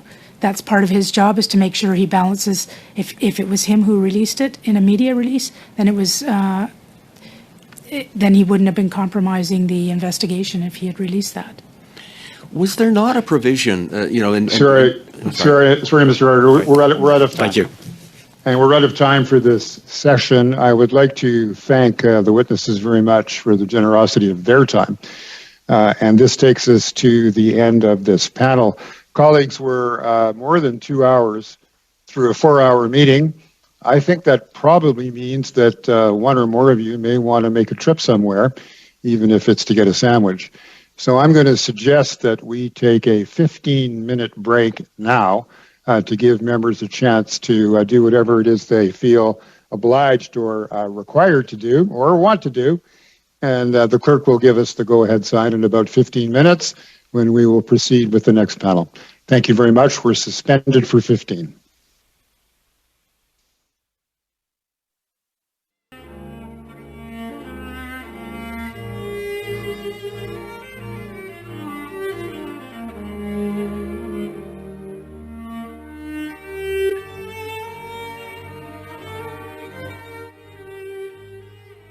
Our third panel of witnesses are, as an individual, Lee Bergerman, former Assistant Commissioner and Commanding Officer of the RCMP from Nova Scotia; Sharon Tessier, former Director General, National Communications Service, the RCMP; and from the RCMP, Chris Leather, Chief Superintendent, Criminal Operations Officer in Nova Scotia. Up to 5 minutes will be given for opening remarks, after which we will proceed with rounds of questions. Each witness in this panel has their own opening remarks to deliver, so that will be 3 times 5 minutes each. Welcome to all. I now invite each witness to make the opening statement. We will proceed in the order listed on the notice, beginning with Ms. Bergerman. You have the floor for 5 minutes. Please go ahead. Thank you, Mr. Chair. My name is Lee Bergerman. I retired at the rank of Assistant Commissioner earlier this year, having served 36 years in the RCMP. On April 28th, I was a serving member and was commanding officer of H Division. On April 18th and 19th, 2020, a gunman murdered 22 innocent people in Nova Scotia during a 13-hour rampage until he was shot and killed by RCMP members. This mass casualty was the worst in Canadian history and has forever impacted many lives in a negative way. On April 28, 2020, in my role as the CO of H Division, I was doing detachment visits to those most impacted by the casualty event. Those detachments are in the northeast part of Nova Scotia, where most of the murders occurred. Many of our first responders were heavily impacted by this event, as you can well imagine. They were hurting for the loss of their fellow citizens who lived in the communities they policed. We were also mourning the loss of our own Heidi Stevenson, who was murdered by the gunman during the rampage. We were also very much concerned about Constable Chad Morrison, who was shot and wounded during the gunman's rampage. To say that many of our police officers and community members were traumatized would be an understatement. It was my responsibility as the CO to do personal visits to support our members, assess the needs of the communities in the aftermath, and develop action plans for the support of those affected. I was also pursuing the development of strategies for future resource needs.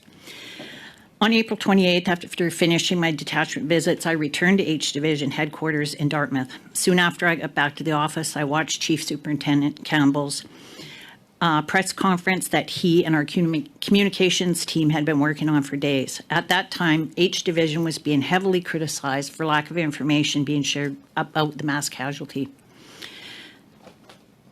This press conference was extremely important, not only for the RCMP, but for the public to have a preliminary understanding of what occurred during the 13-hour rampage. Chief Superintendent Campbell did an excellent job presenting the facts and answering questions for the many press that were there. After the press conference, I spoke with Leah Scanlon, the Director of Communications for H Division, and Chief Superintendent Campbell, and congratulated them for an excellent job they had done presenting the facts. There were many details that could not be shared publicly due to the ongoing investigation. Shortly thereafter, Ms. Scanlon came back to my office to advise me that Deputy Commissioner Brennan had called her and said that we were required to be on a conference call in 5 minutes with the Commissioner. Ms. Scanlon was visibly upset and advised that the Deputy Commissioner Brennan was very mad and demanded that I, Chief Superintendent Leather, Chief Superintendent Campbell be on the call. We all assembled in my boardroom and were joined by the Commissioner and Deputy Commissioner Brennan and Sharon Tessier from National Headquarters and Dan Bryan. The Commissioner started the conversation. It was evident she was very angry at my team. The tone of her voice and what she said to all of us made it apparent she was not happy. She felt disrespected and disobeyed. It should be noted that I was confused at the start of the conversation. I had not been privy to any conversations that I now know had occurred the night before and during the day of the 28th. During the conference call at one point, I asked Chief Superintendent Leather what this conversation was about. It was apparent Chief Superintendent Leather was as blindsided as I was at the tone and content of the conversation. Near the end of the call, Chief Superintendent Campbell left the room obviously upset, and Ms. Scanlon was emotionally very upset. After the call, both Chief Superintendent and I had a brief conversation about what had occurred and the negative impact on our employees and the inappropriateness of the content. When I left the office shortly after this conversation, I called Deputy Commissioner Brennan and expressed my disappointment at how my team had been treated and the inappropriateness of the tone and the things that were said on the call.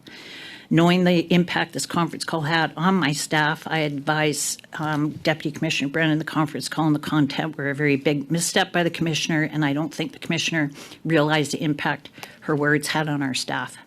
I say all of this without any personal agenda or with any previous issues with Commissioner Leckie. I consider her a friend, and I can honestly say that this meeting was not at all reflective of her leadership style. So it is with regret that it has come to this, but as the commanding officer of H Division, it's my duty and responsibility to speak up for our members based on the truth and my perspective of the situation. I wish to affirm that I'm testifying on the best of my personal recollection and doing so in the interest of fairness and living up to the vision and values of the RCMP, which I hold dear. Thank you, Mr. Chair. Thank you very much. I would now ask for Ms. Tessier to take the floor for up to 5 minutes for an opening comment. Go ahead. Mr. Chairman, members of the committee, thank you for inviting me to participate on this panel. Over 2 years ago, the family members, friends, communities, first responders, and members of the RCMP endured a massive and devastating attack on their loved ones that deeply shook the people of Nova Scotia and Canadians across the country.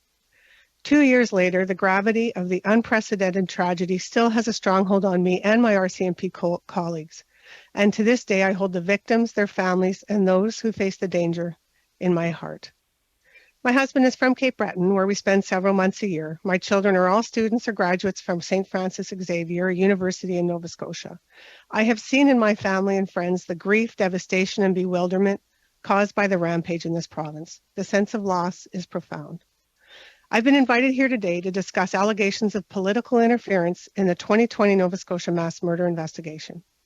On April 18 and 19th, I was more than 1,000 kilometers away and had the benefit of not being in the eye of the storm. I was the Director General of RCMP National Communication Services in Ottawa.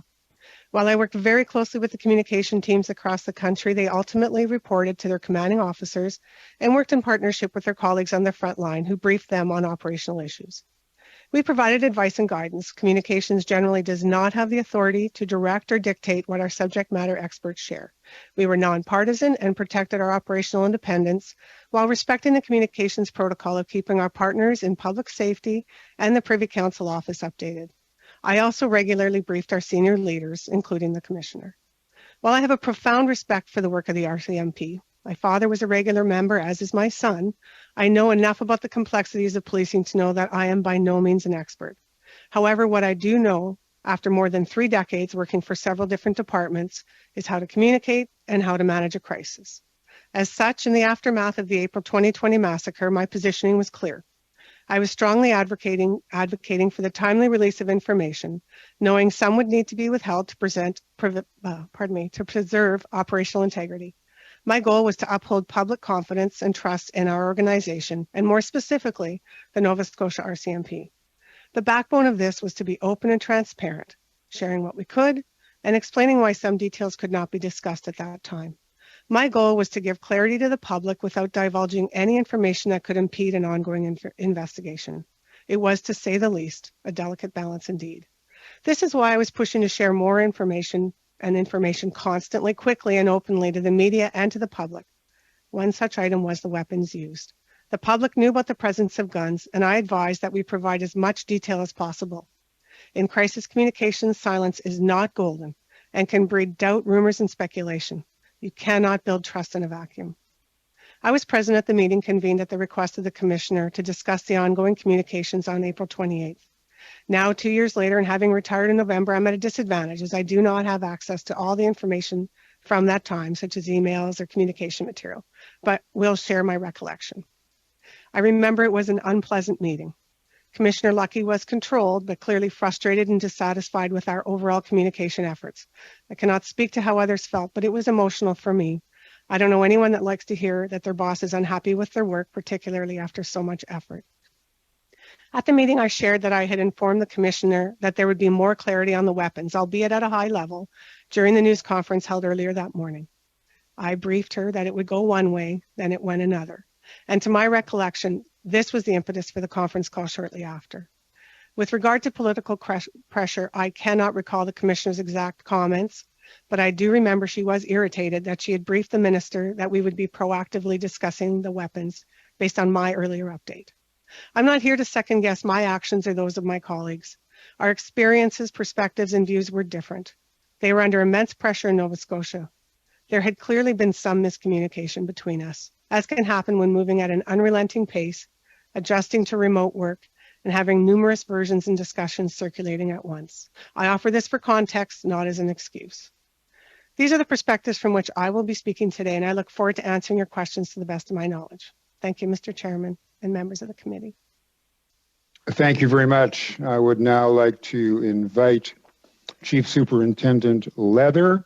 You have the floor for up to 5 minutes, whenever you're ready. Good afternoon, Mr. Chairman and select members of Parliament. On the SECU Committee, my name is Chief Superintendent Chris Leather. I am the Criminal Operations Officer for the RCMP's H Division, Nova Scotia, as I was so assigned in April 2020. I've been a police officer for over 32 years and a commissioned officer since 2014. I'm honored to be here in person today along with my colleagues Ms. Bergerman and Ms. Tessier. Before I offer my introductory remarks, I would like to take a minute to recognize the Portapique tragedy of April 18th and 19th, 2020, one that so horrendously impacted the country, province, its communities, and of course the victims and their families in Nova Scotia. The impacts have been and continue to be felt by the public, our membership, and the pain will be felt by all for many years to come. As Canada's worst ever mass murder, we are forever scarred by the senseless act of violence perpetrated by the lone gunman. In all of this, I am proud of our members' dedication, commitment, and resilience, then and now, in the face of such horrendous events and criticism. I'm returning to Nova Scotia tomorrow, and I'm scheduled to testify for 2 days at the Mass Casualty Commission. Also, I recently provided a 10-hour audio recorded statement to MCC Council pertaining to my roles and responsibilities during and after the Portapique tragedy, and I will remain engaged to assist with policy change, law amendments, and cultural change, and whatever else is asked of me. We look forward to receiving the final report from the Mass Casualty Commission in November this year and acting on the report's recommendations. We know there are many areas we can improve on and gaps that we will address. I know the after-action report work will be crucial to bolstering public safety and confidence in the RCMP. I want the committee to know that we recognize issues early on, and where we could, we have already begun to address the gaps identified, working shoulder to shoulder with our provincial government counterparts, the Nova Scotia municipal police chiefs, fellow criminal operations officers, and commanding officers across Canada, and of course the communities we serve, to improve and evolve the nation. The RCMP is a provincial police service in Nova Scotia, and we serve at the behest of the province of Nova Scotia, the public, and Public Safety Canada. We take this responsibility seriously, and we look forward to serving Nova Scotians in this capacity for years to come.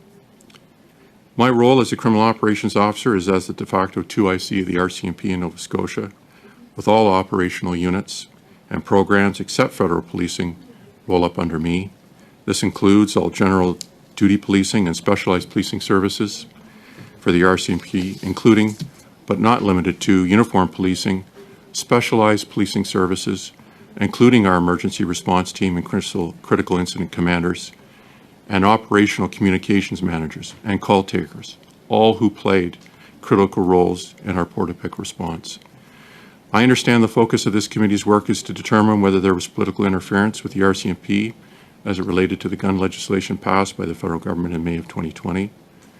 I was a participant in the April 28th teleconference hosted by Commissioner Lucky, which included Deputy Commissioner Brennan, Ms. Tessier, Mr. Dan Bryan, Assistant Commissioner Bergerman, Chief Superintendent Campbell, Ms. Leah Scanlon, and myself.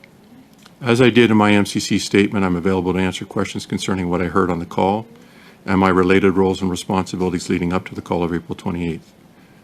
A key after discussion with my colleagues, namely the CO, Lee Bergerman, Chief Superintendent Campbell, and Director of Corporate Communications, Leah Scanlon. What I will say at this point is that the meeting was remarkable in its timing.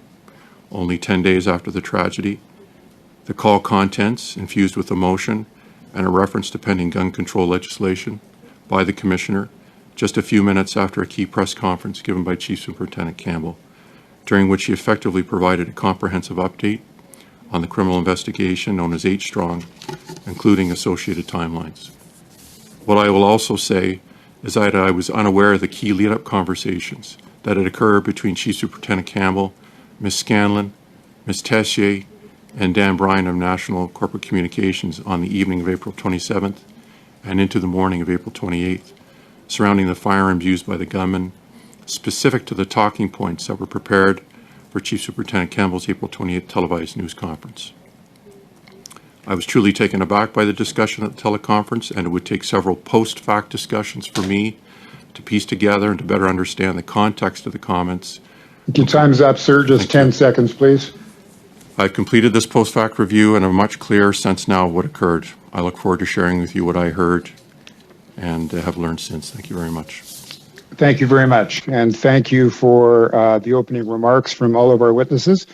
We now move into the first round of questioning. And to open will be Ms. Dancho. You have 6 minutes whenever you're ready. Thank you, Mr. Chair. To Ms. Tessier. Ms. Tessier, you were the former Director General of the National Communications Service for the RCMP, correct?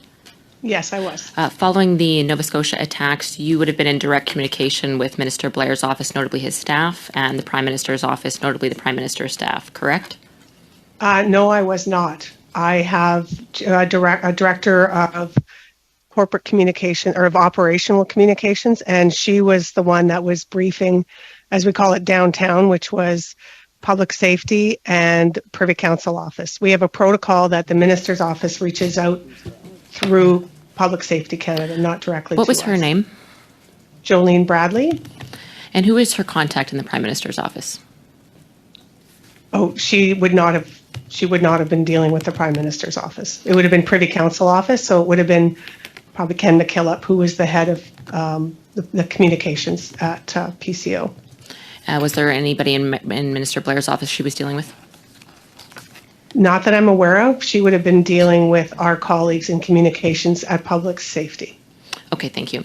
You're welcome. Ms. Bergerman and Mr. Leather, thank you for being here, and thank you, Ms. Tessier, for being here. Ms. Bergerman, you mentioned a meeting that happened the evening before the April 28th press conference and a subsequent meeting with Commissioner Lucky. Did I hear you correct? There was a meeting the night before?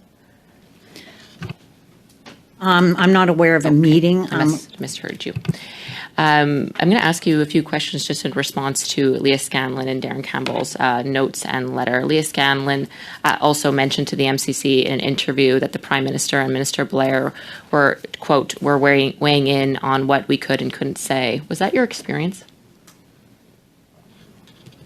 Only on this particular phone call that we had on the 28th, that there was a reference to the minister putting pressure on the commissioner. So according to your, and you think you're referencing what Leah Scanlon had also referenced, that the commissioner indicated Minister Blair pressured her to release this information. Was that what you heard from Commissioner Lucky as well? I heard minister. I don't recall hearing Minister Blair. And what did Commissioner Lucky say about the minister, that some minister had pressured her to release the information about the weapons used in the attack? The conversation was more about we didn't understand the big picture, and that there was pressure from the minister to release the caliber and the make and models of the weapons used in the mass casualty. So you would agree with Darren Campbell's notes that Commissioner Lucky, the words he used was promised Minister Blair and the Prime Minister's office that information would be released? Yes. So you heard the Commissioner say she promised the Minister and the Prime Minister's office? Yes. And did the Commissioner Lucky directly tie that to the forthcoming firearm policy from the Liberal government? Yes. She did. So she said the pressure was from the Minister and the Prime Minister's office, that she had promised them that information would be released, and the pressure was a result of it being tied to the forthcoming gun policy from the Liberal government. Is that correct? That's correct. Mr. Leather, can you answer that as well, the same questions? Yes, and I've had an opportunity to review the notes that Superintendent Campbell, or Chief Superintendent Campbell, now also prepared. And I have to say, with great detail, he provided a comprehensive and detailed overview, which essentially to the letter I would support. So certainly on the points that Ms. Bergerman spoke about, I would agree with the statements made concerning the Minister, the Prime Minister's office, and the impending gun legislation. This statement in particular that we just went over, but just to confirm, Darren Campbell said that Commissioner Luckey said to you in the group that she had promised Minister Blair and the Prime Minister's office that the information about the weapons used in the attack would be released. That's what you're referring to? That's what I recall hearing. And that it was that pressure, which was also said, correct? She There said was that she was pressure. Yes, she was under pressure. And that was related to the upcoming firearm policy from the Liberal government. Yes, it is. Were either of you aware that the announcement for that upcoming firearm policy would be May 1st? I wasn't. So was this the first time you were hearing of this forthcoming firearm policy? From the Commissioner, yes. And then, again, just to go back to Ms. Scanlon, what she had said that the Minister Blair and the Prime Minister were weighing in on what could and couldn't be said.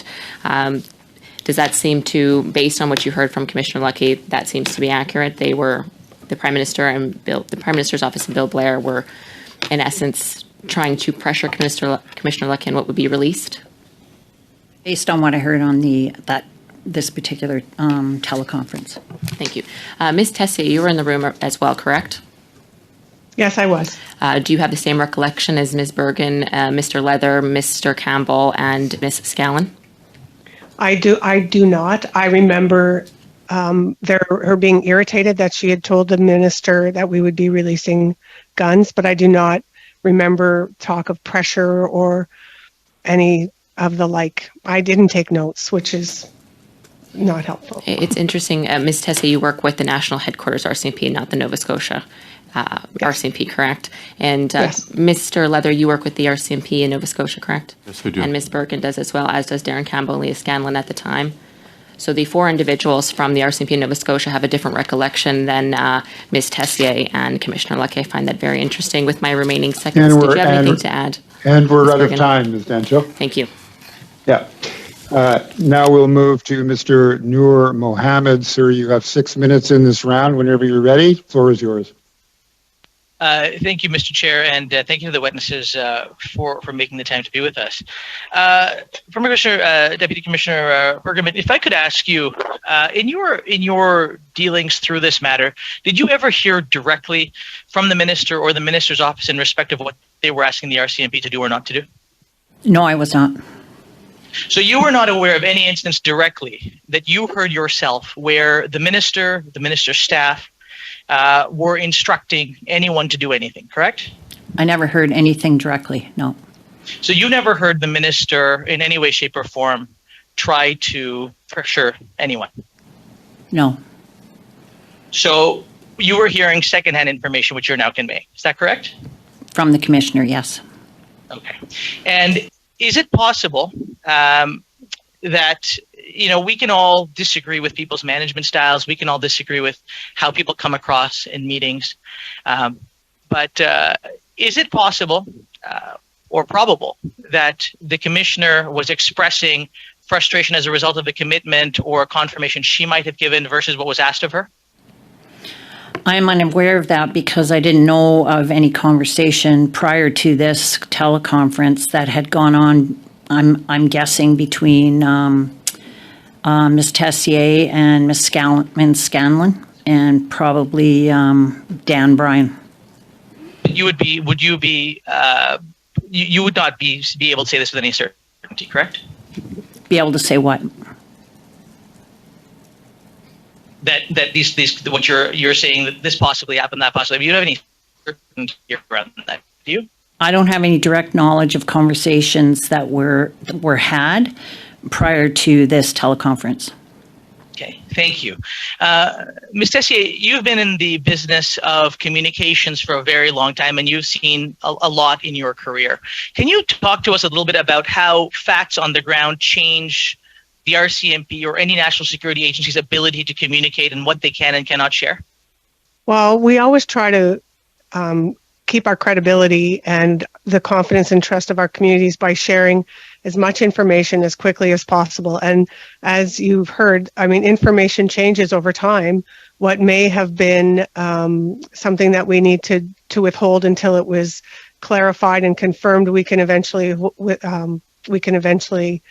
share, the information on the gunman. As time went by, they were able to provide more information, the information on the number of victims, the victims' names, the use of the replica police car, the uniforms. I mean, as time passes, more information is possible to release. But I will say, I am not a police officer, and I always asked that they release as much as they can, respecting that some stuff would have to be withheld. But it never stopped me from asking them to release stuff, so that we could take a look at it and see if it.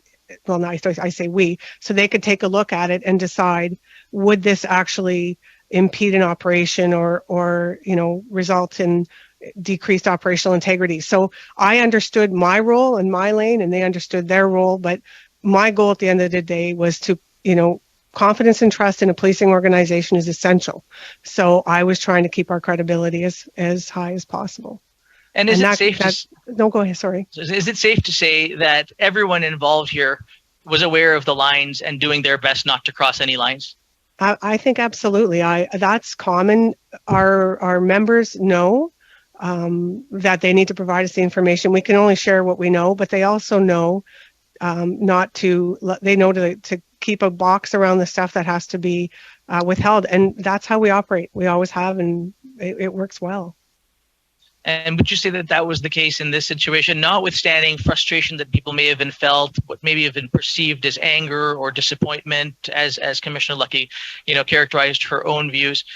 Is it fair to say that everybody across the way acted with integrity and within their own lanes? Oh, absolutely. They were working we were all working night and day, but they were in Nova Scotia right there, and so much extra pressure. As I look back on this, there was clearly miscommunications between my group and the group in Nova Scotia, and it's very unfortunate that it ended up, I briefed the commissioner one thing and it went another way. And I think that's what caused this whole dissatisfaction in our communications. And if you were to reflect on this now, there's a lot of political hay being made about the minister perhaps meant this or did this or said this to the commissioner, and the commissioner said this or did this. Can you go back to this point about miscommunication? And, with your own experience of however many significant decades of experience you have, can you speak to how miscommunication may have played a role or could have played a role here versus malice or bad intention? Well, I think, just looking at the number of versions of the speaking notes we had going back and forth, and, the discussions that were going on, perhaps between Leah and I, and then a different discussion going on between Mr. Bryan and Mr. Leather or Mr. Campbell. Like, there were so many people trying to do their level best. Everyone had the same goal in mind. We were working as well as we could together remotely for the first time with COVID. It was terrible. We couldn't even see each other while we were working. It was very difficult. And I know that everyone working on this file was doing their level best. And beyond that, people were doing Herculean efforts, working night and day. And I mean night and day. People would shut off their computers at 2 a.m. and fire them back up at 5. So thank you. Thank you very much. You're welcome. I now turn the floor over to Ms. Michaud. You have a 6-minute slot. Floor is yours, Madame Michaud. Merci, Monsieur le Président. Merci. Thank you very much, Mr. Chair. I'd like to thank all 3 witnesses for their presence. I'd like to come back to some of your answers that you made to my colleague a little earlier. I agree with her that it's a bit curious that the people who remember the meeting of 28th of April from the Nova Scotia RCMP seem to remember things quite differently from the national RCMP. And I'd like to come back to that. Ms. Bergerman, please first. Could you please just come back a little bit to how that meeting happened, what it was like? You said that the RCMP commissioners seem to be experiencing pressures from the government, from the Minister of Public Safety, from the Prime Minister, and from their respective teams. They seem to want some information about the weapons used to be divulged, the caliber, the model of those weapons. So what made you think that the commissioner was under pressure from the government? Could you please go into that in detail? And tell me about your thinking at the time, your reaction. Does it reflect what we saw in Mr. Campbell's notes? Thank you for the question. So I think it's important to remember that going into this conference call, I was taken back by the tone and the content of it because I wasn't aware of any of these conversations going on about what was required or what was wanted in the press conference. So I was confused, and when it started off, it was evident that the commissioner was angry. No yelling, just you could tell. I know her well enough to know when she's angry, and that she used phrases like "I promised the minister." She didn't say what minister. I understood minister, and that the caliber and the types of weapons that were used in the mass casualty would be disclosed in the press conference, and that was her expectation. Et à ce moment-là, ben, Okay, and so what I understood from Mr. Campbell's notes is that he answered that he could not share that information at that time because it might compromise the inquiry. Do you agree with that? Not the inquiry, the investigation. L'enquête, ouais. Peut-être la traduction tout à l'heure. It might have been an interpretation issue. De l'enquête. I was talking about the inquiry earlier, but now I'm talking about the investigation. Mr. Leather, essentially the same questions for you. Can you tell me more about what happened during the meeting and your impression of whether the commissioner was experiencing political pressures?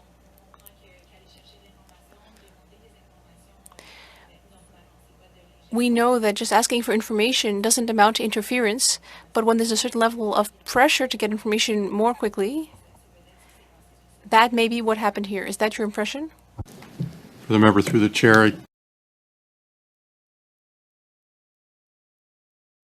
requesting the gun inventory, for lack of a better term, the list of guns, makes, models, and serial numbers.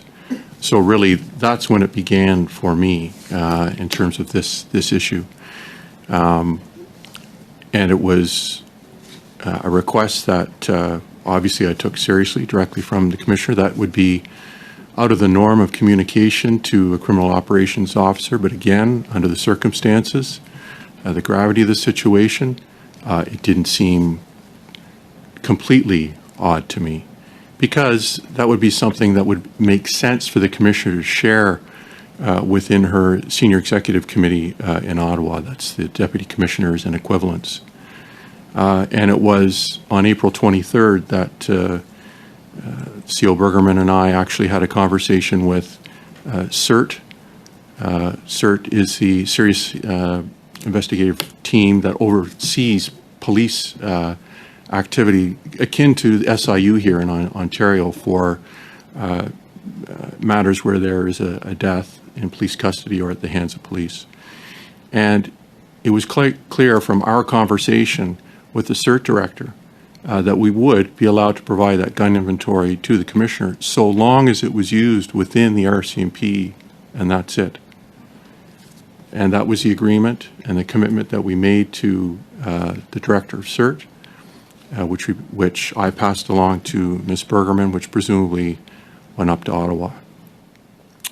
And so that's the background on the lead up. And then really for several days until the 28th, akin to what Ms. Bergerman said, no further discussion on the gun inventory or their speaking notes or any sense of interest from my perspective in the guns being released publicly, internal to government or otherwise.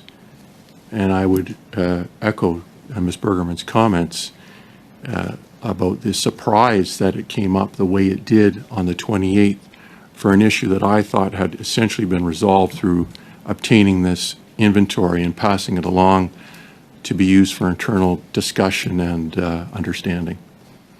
Thank you very much. I would now invite Mr. McGregor to begin his 6-minute slot of questions. The floor is yours, Mr. McGregor. Thank you so much, Mr. Chair. Ms. Tessier, if I can, maybe I'll start with you. So we now have a fairly well-established timeline of what happened between the Commissioner and the Minister. She has confirmed, in fact, that it was the Minister's Chief of Staff who had asked her if the makes and models of the firearms, the detailed information about the firearms, could be released. And she made the confirmation/promise saying that yes, it could. So just to confirm, when she did confirm that with the Minister's Chief of Staff, was she basing that on the information that you had provided her? Could you just confirm the process that led her to be able to make that confirmation to the Chief of Staff? I'm not aware of when she briefed the Chief of Staff. I just know that I briefed her, and I had briefed her, I believe it was the evening of the 27th or first thing on the 28th, that we would be releasing more information on the guns. I did send a revised set of speaking notes to the Commissioner, and the version I sent one of the versions I sent did include information on the firearms to the best of my recollection. I cannot remember how much detail was in there, but there was reference to the firearms. And I have never been in a briefing between the Commissioner and the Minister or the Minister's office. So I can't speak to that. But we can assume that based on that information that you've just confirmed that you gave her, that she was able to make a confirmation on that. So now maybe I'll turn to Ms. Bergerman. When, in ongoing police investigations, when it comes to the make and model of a firearm that's used in any kind of a crime, and given the state that the Nova Scotia inquiry investigation was at that particular moment, Superintendent Campbell had made reference to the fact that during the teleconference, he said, and I quote, "I tried to explain there was no intent to disrespect anyone. However, we could not release this information at this time," end quote. Can you just educate the committee and the public and the media here as to why he would tell the Commissioner that? Why at that time was that information so sensitive that it could not yet be released? So at that time, there was an ongoing investigation as it relates to the weapons, because we were working with the FBI and with our counterparts in the U.S. and the U.S. Border Patrol and CBSA. So it was kind of an investigation still going on between those 3 or 4 different agencies, and there was some determinations of how the gunmen got the guns, got the weapons that had not been flushed out completely, and there were still many witnesses that had to be interviewed. So it would be detrimental to that investigation to have that out in the public for potential witnesses to hear all this information without first getting the information from that witness. So as Superintendent Campbell's notes indicate, and which you have confirmed are quite accurate in retelling how that conference went. So the Commissioner came onto the teleconference after she had made a confirmation/promise. There's some ambiguity over to which particular word, but in any case, she, as she tells it, had made a confirmation to the Minister's office that this information would be released. It was patiently explained to her by Superintendent Campbell that this could not be released at this time because of the investigation. But then she then came back after that information was relayed to her and said that you, the group, didn't understand that this was tied to pending gun control legislation. The notes are not very clear after that. Can you, by recollection, tell us what was the reaction in the room when she stated that, even after Superintendent Campbell told her that, sorry, we can't at this time because of the ongoing investigation? Well, the reaction was I would say, confused and a bit stunned, actually, because any police officer knows that if you're in the middle of an investigation, certain information cannot be released. And in this case, Superintendent Campbell, who is in charge of support services, or was at the time, and the major crime team working on this investigation work under him, and they're the ones that ultimately make the decision because they have the intimate details of the investigation. And they said at this time, the weapons and caliber and all of those details cannot be released to the public.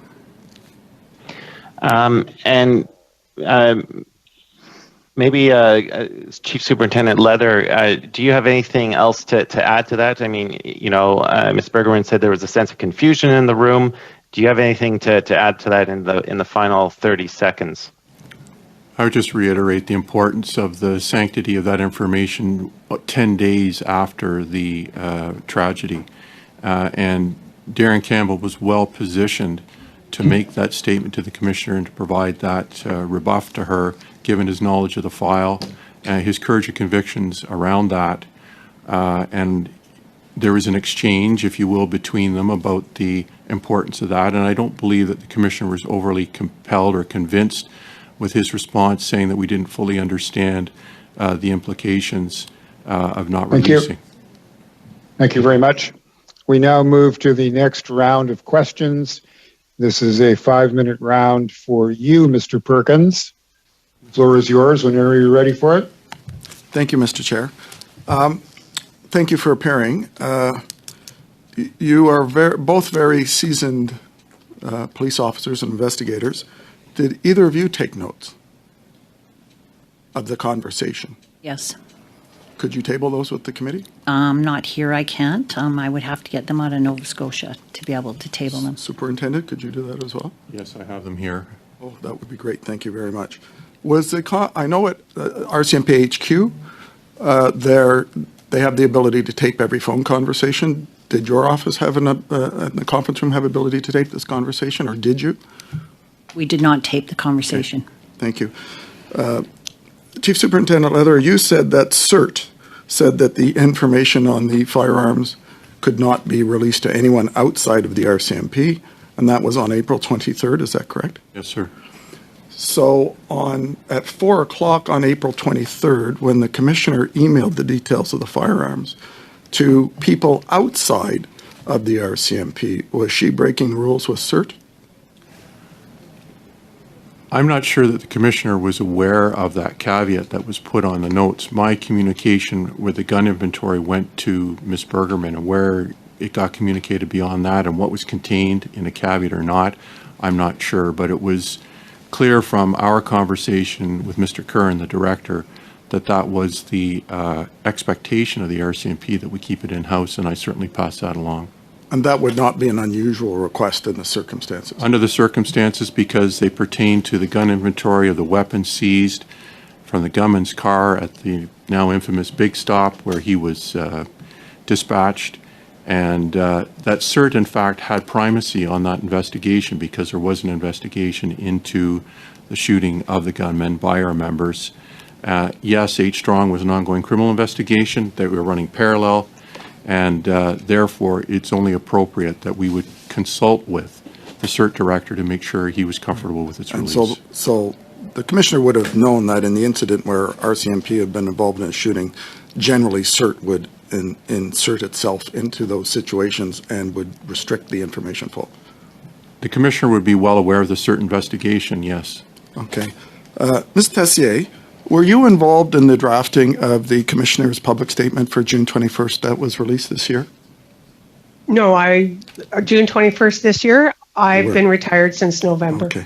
Were you informed that evening in the 40 minutes when the shooting started that this had happened? No. When were you informed?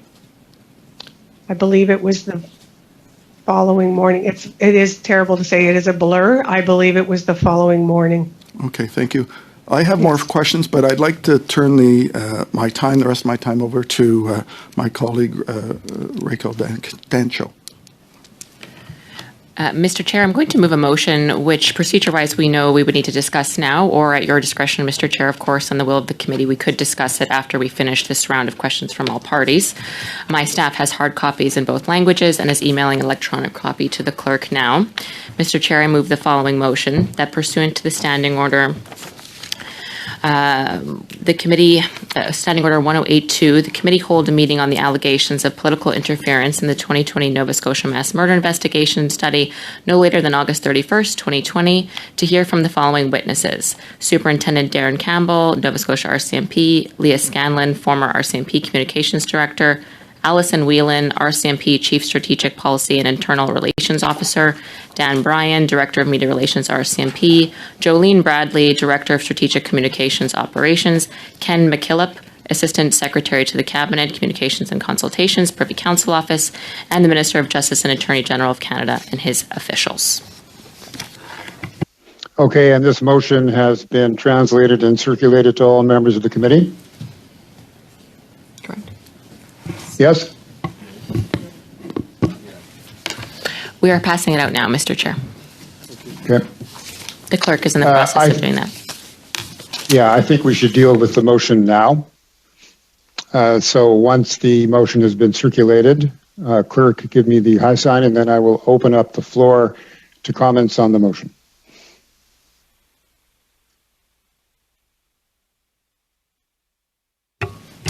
Chair, could we finish the round of questions and then come to the motion? We could even yes, defer it till later in the meeting, actually. I'm subject to the willingness of the committee. Does the committee want to finish this round of questions and then deal with the motion? Do I have a show of hands? Clerk, I see thumbs up, so let's proceed in that fashion. The time has run out in this current slot, so then I would move to Ms. Demoff. You have 5 minutes in this round. Go ahead, the floor is yours. Thank you. Ms. Tessier, can you just confirm that what was transpiring in terms of communication between Nova Scotia and the Commissioner around that April 27th, April 28th dates? My understanding from testimony that we've heard is that there was drafts of press releases or drafts of speaking notes that were shared between Nova Scotia and yourself and the Commissioner.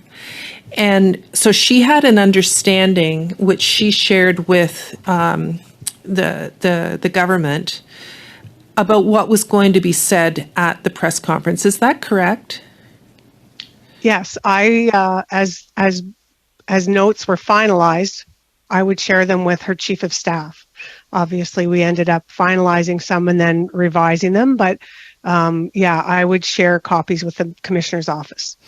So when we talk about her being upset, she was being given information from Nova Scotia. She was then in turn sharing what she believed was going to transpire at a press conference on April 28th. And the information that she was given was incorrect. Is that, or the information that she was given that she shared with the minister or the minister's staff was incorrect? Is that what transpired? More or less. I can't speak to whether or not Nova Scotia was sharing information with her. I was not aware of that. Just to clarify, it was being shared with you, who in turn was sharing it with her. Yes, we were working very closely with our colleagues in Nova Scotia, then I would share it. Okay, and so her expectation and what she had said in terms of what she had shared with Minister Blair. Point of order, Mr. Chair. Point of order. Thank you, sir. I'm very confused. I got a lot of he's and she's in here, and I just wonder if the member opposite might use their appropriate titles and keep things a bit more clear here. I think we're losing the train. Thank you. So for clarity, the Nova Scotia RCMP, I don't know who it was sharing drafts with you, Ms. Tessier. Is that correct? Yeah, we were working on them together, yes. Okay, and then you were sharing information with Commissioner Luckey? Yes, with her office, with Rob O'Reilly. Okay, and then the information that was shared by you with Commissioner Luckey was in turn shared with Minister Blair or his staff? Well, I that's what assume she so. told us. That's Yeah, what okay, the 'cause commissioner told us. Yeah. So I guess And that's what she told us. I guess what I'm trying to clarify is that the commissioner had shared information that she thought was going to be shared publicly. And if I remember at the time, there was a lot of frustration by all parties, by the public, by people in Nova Scotia about what information was coming out. So there were challenges with communications between the people on the ground in Nova Scotia and with the commissioner in terms of what was going to be said at that press conference, correct? Yes. So, Ms. Bergman, would it not make sense that the commissioner was then upset when she spoke to you about the fact she'd been given, and I'm not trying to lay blame with anyone because I think it was a really important point the commissioner brought up that at the time this happened, we were a month into COVID, and there was a challenge with people having been sent home. The normal working conditions were not in place. So, I mean, I would think that the commissioner would have been upset about her not being in the loop about what being shared at the press conference. Yeah, well, that makes sense now, why she was upset, but it should have never been shared with her that we were going to release details of weapons and calibers or whatever the ask was. She should never have been told that. I don't disagree with So, you, and that was but that was what happened, and I think it's important to point out the information was never shared publicly by anyone in from the government or anyone else. In fact, the only way that information did become public, if I remember correctly, was through an ATIP request from the media. So it's not like this information was leaked in any way. It did remain confidential. So I only have, I think, 15 seconds left, Chair. So I just think it's important to remember the challenges COVID presented, and I would suspect that had Nova Scotia's borders not been shut down, that there would have been resources provided to you in Nova Scotia that were not available to you. Is that a fair assessment? Well, actually, no, because if you were coming into Nova Scotia, even though we had the bubble, and you were coming there to work, like it was essential service, basically. Okay. Then you didn't have to do any of the Thank you. quarantining. Thank you very much. I now move to Ms. Michaud. You have 2.5 minutes in this round. Go ahead. Merci, Monsieur. Thank you, Mr. Chair. In emails that were revealed recently, we saw that the RCMP commissioner said to the Public Safety Minister's team that information about the weapons used by the perpetrator, that information should not go further than the PM's office and the minister's office. From what I understand about the meeting a few days later on April 28th, is that position had completely changed, and that by then, the commissioner seemed upset about the fact that information was not going to be made public. In your opinion, and I'll start with you, Ms. Bergman, what made her change her perspective like that?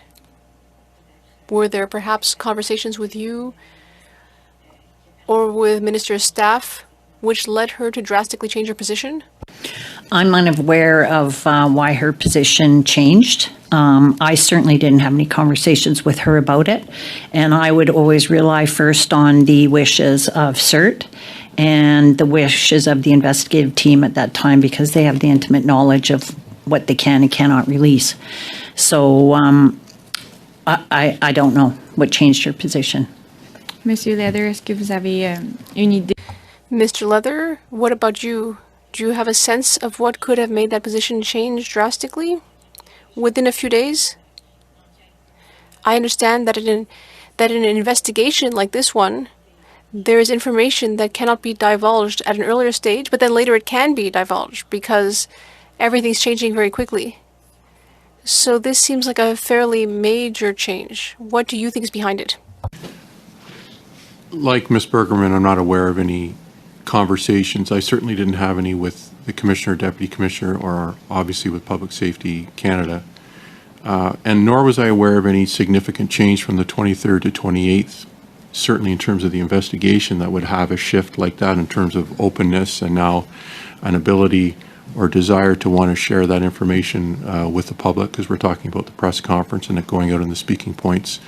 So it remains a mystery to me as well. Thank you very much. I now turn the questions over to Mr. McGregor. Sir, you have 2.5 minutes whenever you're ready. Thanks, Chair, but I have no further questions. Ah, that's refreshing. Mr. Ellis, but I'm sure you do. And you've got 5 minutes to ask them. The floor is yours. Well, thank you, sir. I was hoping you'd give me the other 2.5 minutes, but I'll take what I get, I guess. Interesting information that we've learned here. I'll start with you, Chief Superintendent Leather. Question: you're the CROPS officer, the criminal investigation head, for lack of a better description, for us civilians in Nova Scotia. Would you have released this information on the 28th with respect to the guns and caliber, etc.? No, sir, we weren't ready to make that release, given the ongoing investigations, particularly stateside, that were in their infancy. And Ms. Bergerman, you were actually the head of the RCMP for us civilians in Nova Scotia at that time. Would you have released that information? No, I would not have. And we've heard from testimony, I think at least written hearsay, that Darren Campbell would not have released that. We know that the CERT would not have released it.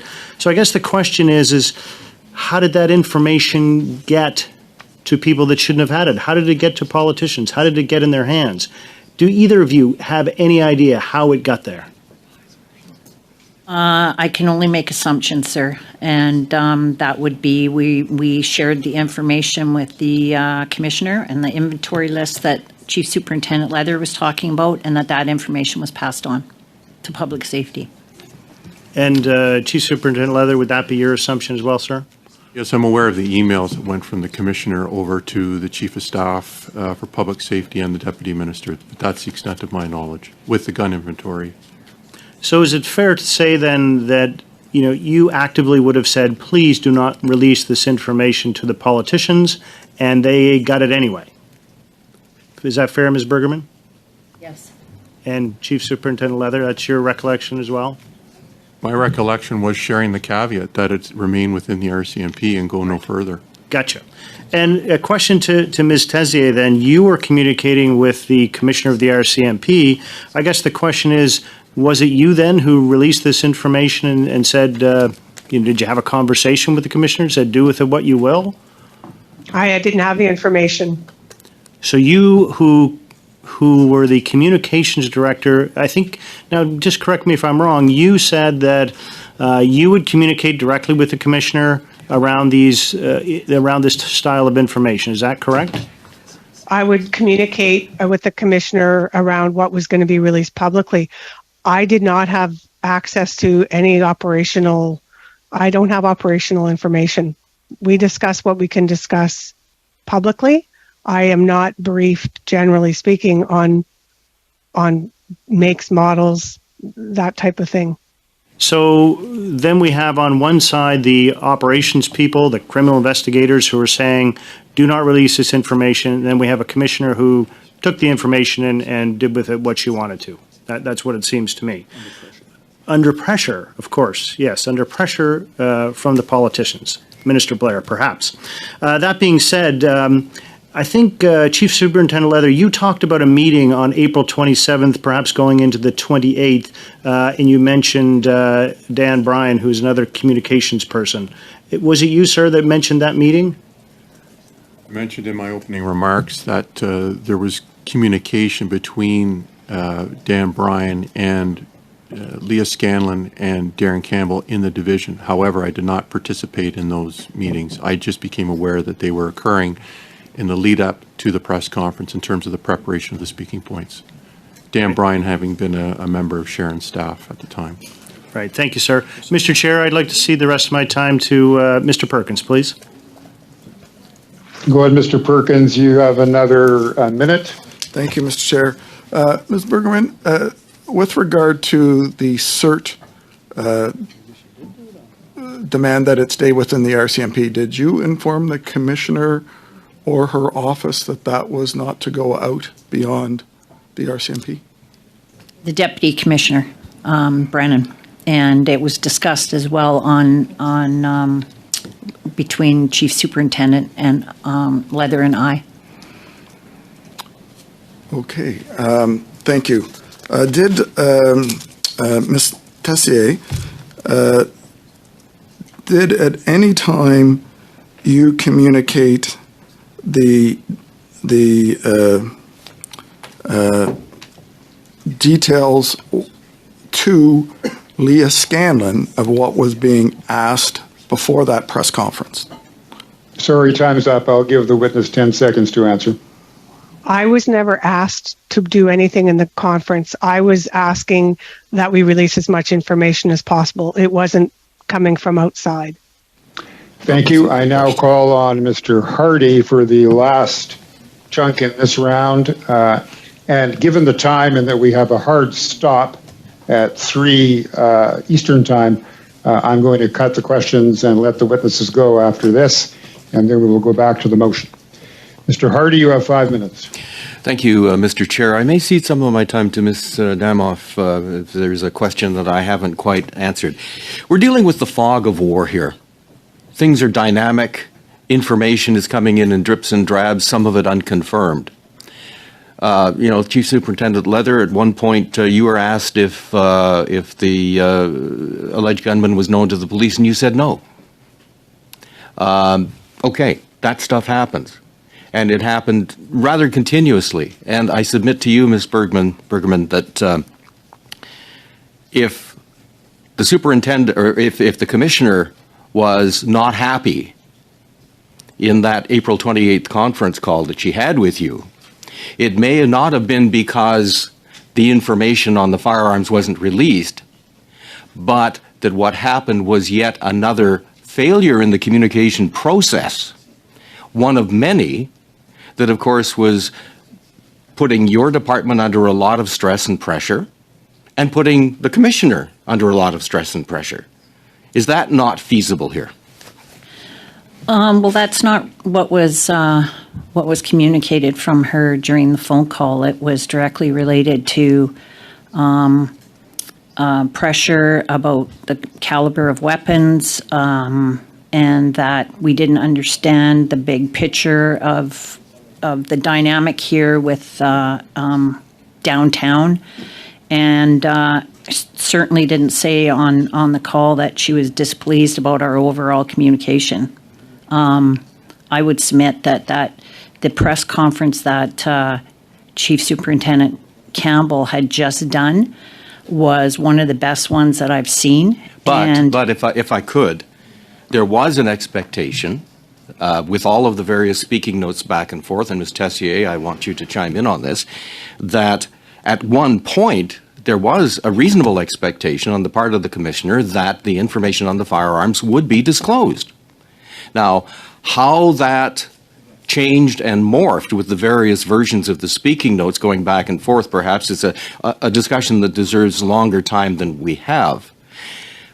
Tell us what was going on in the ground, because again, in the fog of war, or in this case, this investigation, you had media after you continuously, and you were under a lot of pressure and indeed a lot of criticism for either the nature or scope or accuracy of the information that the RCMP was providing to the public during the episode, as well as after the episode. What was the common knowledge? What kind of information, particularly about the firearms, was being talked about at street level or on the open line shows or in the opinion pieces and news reports? Do you have any information on that? No, I don't. I can't speak specifically what was being talked about publicly, because there was a lot of things being talked about publicly. But I do know that there was, based on Darren Campbell and the investigative team's advice, that it would be detrimental to the investigation to release the weapons and the make and model and caliber publicly. Ms. Danoff, did you want to take my remaining time? Sure. Ms. Tessier, the witnesses that we have here have said that they would not release the types of weapons to elected officials. However, it was given to them because it was in speaking notes. Is that not correct? No, that's not correct.